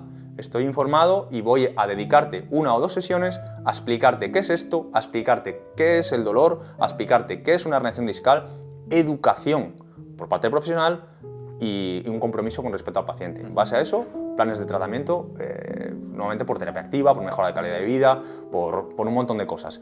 Pero primero, ver y educar al paciente. No, tienes una hernia, ya está, le has metido en un punto peligroso. Yo, por ejemplo, la hernia C5, C6 izquierda me la hice montando en bici. Rompí el casco, casi me mato y tal. Toma ya. Y me la hice con 12 años. A los 2 años o así me empezó a doler a nivel de pues, que quizá ya una parestesia por aquí. A nivel neural, periférico y demás. De vez en cuando me han venido, ya te digo, muy poquito, nada de ningún problema a nivel para agarrar nada, ni dolor ni nada, no he tenido ninguna complicación, pero sí que en todo ese proceso de ir a fisioterapia, ir a osteopatía, con esos trucs, esas manipulaciones a alta velocidad. El hecho de estar hablando con todos esos profesionales me han condicionado durante todo ese tiempo y han hecho que yo haya establecido una relación con esa lesión. Ahora mismo, hace un año me volví a hacer daño y hice una resonancia. Se vio que la hernia es osteofitaria, que realmente, sí, el disco está reabsorbido, pero me sigue doliendo. Claro, aquí yo ya tengo mi relación con este dolor y, ¿es difícil? Y nunca, desde los 13, 14 años me ha seguido doliendo todos los días. Entonces yo ya creo que no sé si volveré, seguiré y continuaré con ese dolor durante el resto de mi vida, pero bueno. ya Hay que sé mirar, que... pero ayer mismo has tenido, me has dicho antes, una competición de halterofilia donde has cargado una barra por encima de la cabeza con Sí. 10 millones de kilos, ¿sabes? Que decir, que tú puedes tomar dos opciones ante eso. Claro. Catastrofizarte y decir, uff, pobrecito de mí, no voy a hacer natación y ya está, o voy a intentar manejar esto, voy a intentar que aunque la estructura esté de determinada forma, ciertas decisiones en mi vida, voy a entrenar, voy a seguir, eso ya depende de cómo encauces tú. Tú afortunadamente has tirado por esa parte y ya has hecho snatch y clean and jerk pesado, o sea que exactamente. Y no me arrepiento, ¿eh? Efectivamente. Realmente yo prefiero... lo único que sí me arrepiento es de no haber encontrado la halterofilia antes. Ya, eso es. Antes eso es. de los 27. Me pasa igual, que los que hemos jugado al fútbol, yo miro atrás ahora, que yo paso del fútbol ahora, no veo nada de fútbol, hago otro tipo de actividades y de deportes, y joder, si hubiera encontrado esas actividades antes en vez del fútbol, ¿no? Y dices, joder, que era entrenamiento de fuerza y demás, ojalá, pero bueno, Ojalá. hoy es lo que es y ya está. Último punto y terminamos sobre dopaje, ¿vale? ¿Qué consideras, cuál es tu opinión sobre el dopaje con todas estas nuevas formas de aumentar el rendimiento y esta hipocresía que hay con la gente que normalmente habla mucho del dopaje en malas, este se dopa, este no sé qué, cuando esa persona se toma el ibuprofeno el día después de salir de fiesta, de haberse drogado completamente de una droga que socialmente está aceptada como el tabaco y el alcohol, pero decido ponerle el foco en esa persona que sea... Señalarlo y criticarlo, ¿no? Cuando tú hacemos lo mismo en el día a día, ¿no? En cuanto al dopaje, todo lo que voy a decir es opinión personal, ¿eh? En cuanto al dopaje, creo que en el momento que entras en el alto rendimiento, en la mayoría de los deportes, creo que está súper extendido, te diría que es obligatorio el uso de sustancias de determinada forma. Creo que no puedes llegar a unos Juegos Olímpicos en halterofilia, creo que no puedes llegar a unos CrossFit Games, desde luego, con los tratamientos y cargas habituales. Creo que necesitas química, porque es que además se ve los rendimientos que llevan. Y claro, eso es una hipocresía muy grande, porque parece que es un submundo que se desconoce y me dice, ¿qué está diciendo este chico? ¿Que Matt Fraser se cicla? Pues casi con toda probabilidad. Si es que si el octavo o gente que no se clasifica ni a los regionales sale dopada, el número uno con ese rendimiento no se dopará. Muy probablemente, lo que pasa es que luego juegan con sustancias enmascaradoras y demás. Creo que es una hipocresía y la suciedad debajo de la alfombra dentro del deporte de alto rendimiento de hoy en día. Creo, y de nuevo es opinión personal, que todo el que esté en el alto rendimiento, ciclismo, baloncesto, fútbol, NFL, va con sustancias. Es mi opinión, creo que van con sustancias. Luego ves las tasas y claro, si le está escuchando a alguien de la Guada, va a decir que no, si la NFL es de un 2% y en la NBA o en Olimpiadas las tasas de dopaje son del 3%, es muy poco. Pero tú ves el desempeño de esos atletas y ves, creo fehacientemente que van con sustancias. Además la NBA y todas estas, bueno, CrossFit, todo esto es privado, ¿no? Es Efectivamente. como, al final ahí no puede todo el mundo meter la mano para ver qué es lo que hay en ese saco. Y sí que es cierto que, por ejemplo, salió, no sé si fue este año, yo creo que fue el año pasado, dos deportistas de CrossFit, de los CrossFit Games, que quedaron, pues eso, atrás, se les vio que se habían dopado, ¿vale? Exactamente. Y todos los que quedan primero. Efectivamente, es que luego salió Garar, el caso de Garar, que quedó tercero en los Games, pero es que ves que sacó 100 puntos más Fraser ese año a Garar y dices que es que este tío iba ciclado, iba mamado y el otro iba normal. No, y lo ves en las competiciones amateur, ves el desempeño, en hombres igual dices que ves superhéroes, que ves tíos espectaculares, pero es que ves la parte femenina de CrossFit y es espectacular ese cuerpo que tienen, ese desempeño que está muy lejos de probablemente el techo fisiológico que pueda alcanzar una mujer en estados sin ciclar, quiero decir. Y es esa hipocresía, ¿no? Y lo que tú has dicho, claro, en NBA, no sé si lo dijo Daimiel en una entrevista, era que cuando eres rookie, en el primer año, te hacen como 5 controles, pero después te pautan, no sé si en octubre, y te hacen un control en octubre, además en una fecha muy determinada, que te lo avisan, y después ya puedes self-service, puedes hacer lo que quieras. Y luego en CrossFit, por ejemplo, el tema de antidopaje, como tú has dicho, es privado. Entonces, no, se llama Drug Free, la empresa o algo así, lo que hace es CrossFit, contratar a Drug Free le da los resultados a CrossFit y luego CrossFit te puedes fiar de su ética, de si te da los resultados que quiere o no te quiere, ¿vale? Pero yo casi con toda probabilidad que allí va mamado hasta el aguador, van hasta arriba. Yo creo que el deporte ya se ha convertido en ciertos deportes, en un espectáculo Efectivamente, eso audiovisual en la que, pues, como, no sé, como el fútbol americano, ¿no? Que hay millones y millones de dólares invertidos y que, bueno, seguramente haya unos intereses económicos. Pero me cuesta pensar, Javi, deporte que no vayan. Strongman, powerlifting, crossfit, haltero, NBA, NFL, atletismo, la parrilla de los 100 metros. Es que me cuesta pensar que no van con sustancias. Tu opinión personal sobre si realmente no debería ser algo catastrofista, de decir, bueno, es que la gente no se debería de dopar porque pues lo veo mal éticamente, pues al final el deporte debe ser limpio, debe ser Juegos Olímpicos limpios, todo tiene que ser lo moralmente correcto, ¿no? Lo más natural, o que esa palabra está un poco... Ya, pues yo pienso que es que desde luego que tienes que hacerlo porque ya está hecho así. Y si quieres tú entrar en igualdad de condiciones, si quieres tener intención de ganar un Tour de Francia, tú puedes llevar tu ética por bandera, decir, no, yo voy a hacerlo limpio, pero es que no vas a quedar ni entre los 2000 primeros de ciclismo, es que es así. Entonces, si tú quieres entrar en el deporte profesional, estamos hablando de deporte profesional, de que te ganes las habichuelas haciendo eso, de que ganes dinero y que tu modo de vida sea eso, creo que tiene que estar. Otra cosa es que valores, no, es que a mí me gusta el deporte limpio. Pues hubiera sido ideal ir para atrás y no tirar de ese tipo de sustancias. Pero el escenario que se nos presenta actualmente es este. Y no tiene pinta de que vaya a parar, porque cada vez se buscan más marcas, cada vez se busca más espectáculo, cada vez se buscan nuevos récords. Y eso va no solo por tunear alimentación e entrenamientos, que ya se van afinando mucho con respecto a atletas anteriores, sino con el uso de nuevas sustancias químicas, de nuevos enmascaradores, Creo que todo evoluciona y ya creo que no se va a parar de nuevo, pero creo que si tienes que entrar en el deporte de alto rendimiento, creo que es el precio que tienes que pagar. Hubo un autor, no me acuerdo quién era, lo vimos en la carrera, que decía que toda la evolución de todos los, veías como una parábola, de todos los récords que se habían superado en un deporte, creo que era atletismo, y que ya la parábola llegaba a un techo, y que decía que todo ese techo se iba a romper no por esa parte fisiológica o ese avance fisiológico, por algo más, sino por todas las herramientas de pues todos esos I más D más I que podemos utilizar para poder romper esos récords. Eso Así también es. Considero que también podría ser doping, como por ejemplo esas zapatillas de... Efectivamente, es una especie de ayuda ergogénica que te hace, ¿no? Exógena, pero, jolín, si vendes unas zapatillas con muelles, pues igual corres más rápido. ¿Hasta qué punto vamos a trazar la línea? Claro.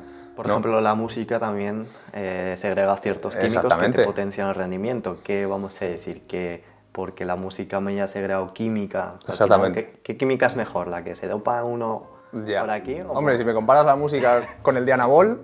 Ya, bueno, no es lo mismo, ¿vale? Segregas, o con la cafeína, dices la cafeína, mejor el rendimiento ya. Pero igual me comparas los SARMs con la cafeína y dices, vale, los dos mejoran rendimiento, pero estamos jugando coño, en una suprimes el eje y en otra te pone contento o triste o lo que sea, ¿sabes? Son cosas distintas, sí.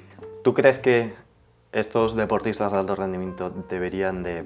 Bueno, vale, ya hemos dicho que este es el contexto, la cosa no va a cambiar, pero ¿crees que el hecho de que yo me dope un poco más o en niveles normales, como hay ciertos autores que pueden incluso aceptar, consideras que eso puede venir bien? O sea, quiero decir, a nivel de salud, podría ser algo por lo que no llevarse las manos a la cabeza y mirar el deporte con ese desprecio de... Es que esos deportistas que se están dopando lo están... Es que me parece un error también mirarlo con desprecio y desacreditar a un deportista cuando estamos hablando de casos hipotéticos que no tenemos los hechos, ¿no? Tenemos la hipótesis, ¿no? Y nuestro pensamiento. Pero me parece hipócrita que de repente salga Armstrong positivo y agache la cabeza y vergüenza social o lo que sea, ¿no? Cuando tú tienes un examen de selectividad y te metes, hay gente que se mete anfetaminas, ¿no? Porque quieres la consecución de algo que quieres realmente, ¿no? Pues imagínate que si te jugaras millones de euros, probablemente lo hagas, ¿no? Y para estar en igualdad de condiciones lo tengas que hacer. Desde mi punto de vista, de nuevo, creo que es esa barrera de la hipocresía de que el deportista ha de ser un caballo blanco, ¿no? De que debe ser inmaculado, de que debe ser perfecto, de que debe ser... casi ni manifestar sus opiniones muchas veces, ¿no? Debe ser un caballo completamente blanco. Se vio en el último documental de Jordan, que siempre se ha visto como una imagen muy blanca de Jordan en cuanto a comportamiento y demás, que veíamos el tipo de deportista que era, ¿no? De la personalidad que tenía, muchas veces el despotismo que tenía con respecto a compañeros, y hay mucha gente que no le gustó. ¿Por qué? Si lo que hace es meter bien el balón en una canasta, ¿sabes? Es un atleta que haga lo que tenga que hacer para darle ese espectáculo, para hacer ese espectáculo. Creo que la población no debe ser tan crítica, me refiero a pisar tanto a un atleta que sale y criticarlo, porque parece que eres un demonio ya, ¿no? Parece que el Garar salió y es que va sucio, es que le miras como diciendo, lo has hecho todo mal. Creo que se demoniza demasiado este tipo de comportamiento cuando no debe ser tan dramático. Por otra parte, se demoniza también mucho el uso de esteroides y de este tipo de sustancias, cuando ya a nivel de salud, por ejemplo, es un tema muy interesante, las terapias que vienen de Estados Unidos, de los, por ejemplo, varones, que a partir de los, no sé, 40, 45 años empiezan a tener una merma en la producción propia de testosterona y se paga un tratamiento para tener esos niveles basales de testosterona. Es un ciclo, Javi. Eso te estás ciclando, te estás metiendo testosterona exógena. Y ese hombre, ese varón, va a ganar salud, controlado por un médico, entiendo, va a ganar un montón de salud, va a mejorar su calidad muscular, va a mejorar su calidad ósea, va a mejorar su estado de ánimo, va a mejorar su salud y desempeño sexual, va a tener un montón de beneficios que no es solo el esteroide o la sustancia dopante es mala. De hecho, la mayoría de los esteroides se fundamentaron en el tratamiento de patologías. La oxandrolona, todo este tipo de testosterona, aparte de terapias de reemplazo por hombres que no podían segregar eso, se utilizaban, por ejemplo, la oxandrolona para unidades de quemados, para regenerar mucho antes los tejidos, o para niños que tenían déficit miositis, que no podían crear bien masa muscular, déficit de crecimiento. Es decir, realmente está creado para un ámbito médico que puede tener un campo de aplicación en los próximos años muy, muy interesante. Otra cosa es que luego el deportista venga a Larry Wheels y se meta 20 dosis de testosterona para hacer un peso muerto con 450 kilos. Desde luego eso no es sano. Eso no es sano y vas a provocar ciertas patologías hepáticas y vas a provocar ciertas condiciones que son sanas. Y luego la ética de decir, joder, yo voy a competir en los CrossFit de Barreda, ¿vale? Y me voy a poner mamadísimo. Pues igual no eres una persona muy inteligente porque te estás poniendo en detrimento tu salud probablemente por una competición pues, que es amateur y que tus habichuelas no dependen de ello, ¿no? Esa es mi opinión, de nuevo. O para ir a la playa, te vas a exponer a suprimir tu eje por estar guapísimo o guapísima en la playa. Pues lo creo delicado, creo que estás jugando con cosas de salud que no te competen o que son de mucho riesgo para el beneficio que te puede reportar. Es decir, que si compites en unos games, pienso, opinión, para adelante. Si vas a ir al campeonato de Barreda, pues quizá no, quizá estás jugando con fuego. Esa es mi opinión. Pues nada, muy interesante todos los temas que hemos tratado. Creo que al final a mí se me quedan dos cosas. Por una parte el tema de la parte de medicina, de todos los traumatólogos, todas estas técnicas para paliar, curar, aliviar el dolor y sobre todo esa duda ante cualquier cosa que nos venga infundada, dudar de todo y sobre todo contrastar, porque como dije antes, todo lo que sabemos, o muchas de las cosas que sabemos, no son datos objetivos porque sí, sino son argumentos o información que nos han transmitido otras personas, por lo cual ya es subjetivo. Y todo lo subjetivo yo creo que es interesante cuestionarlo, decir por qué, para qué y sobre todo con cabeza, sobre todo el tema del dopaje y bueno, es un tema muy interesante que como tú dices ahora en el tema de pues, la parte médica, clínica, pues sí que apoyo que ese dopaje o ese uso de esas sustancias se deban utilizar. Pablo, muchísimas gracias. Un placer haber estado aquí, Javi, me lo he pasado muy bien, la verdad. Muchas gracias por todo y nada, nos volveremos a ver seguramente para hablar cualquier otro tema. Perfecto, muchas gracias. Chao chicos, adiós. Espero que os haya gustado. Chao.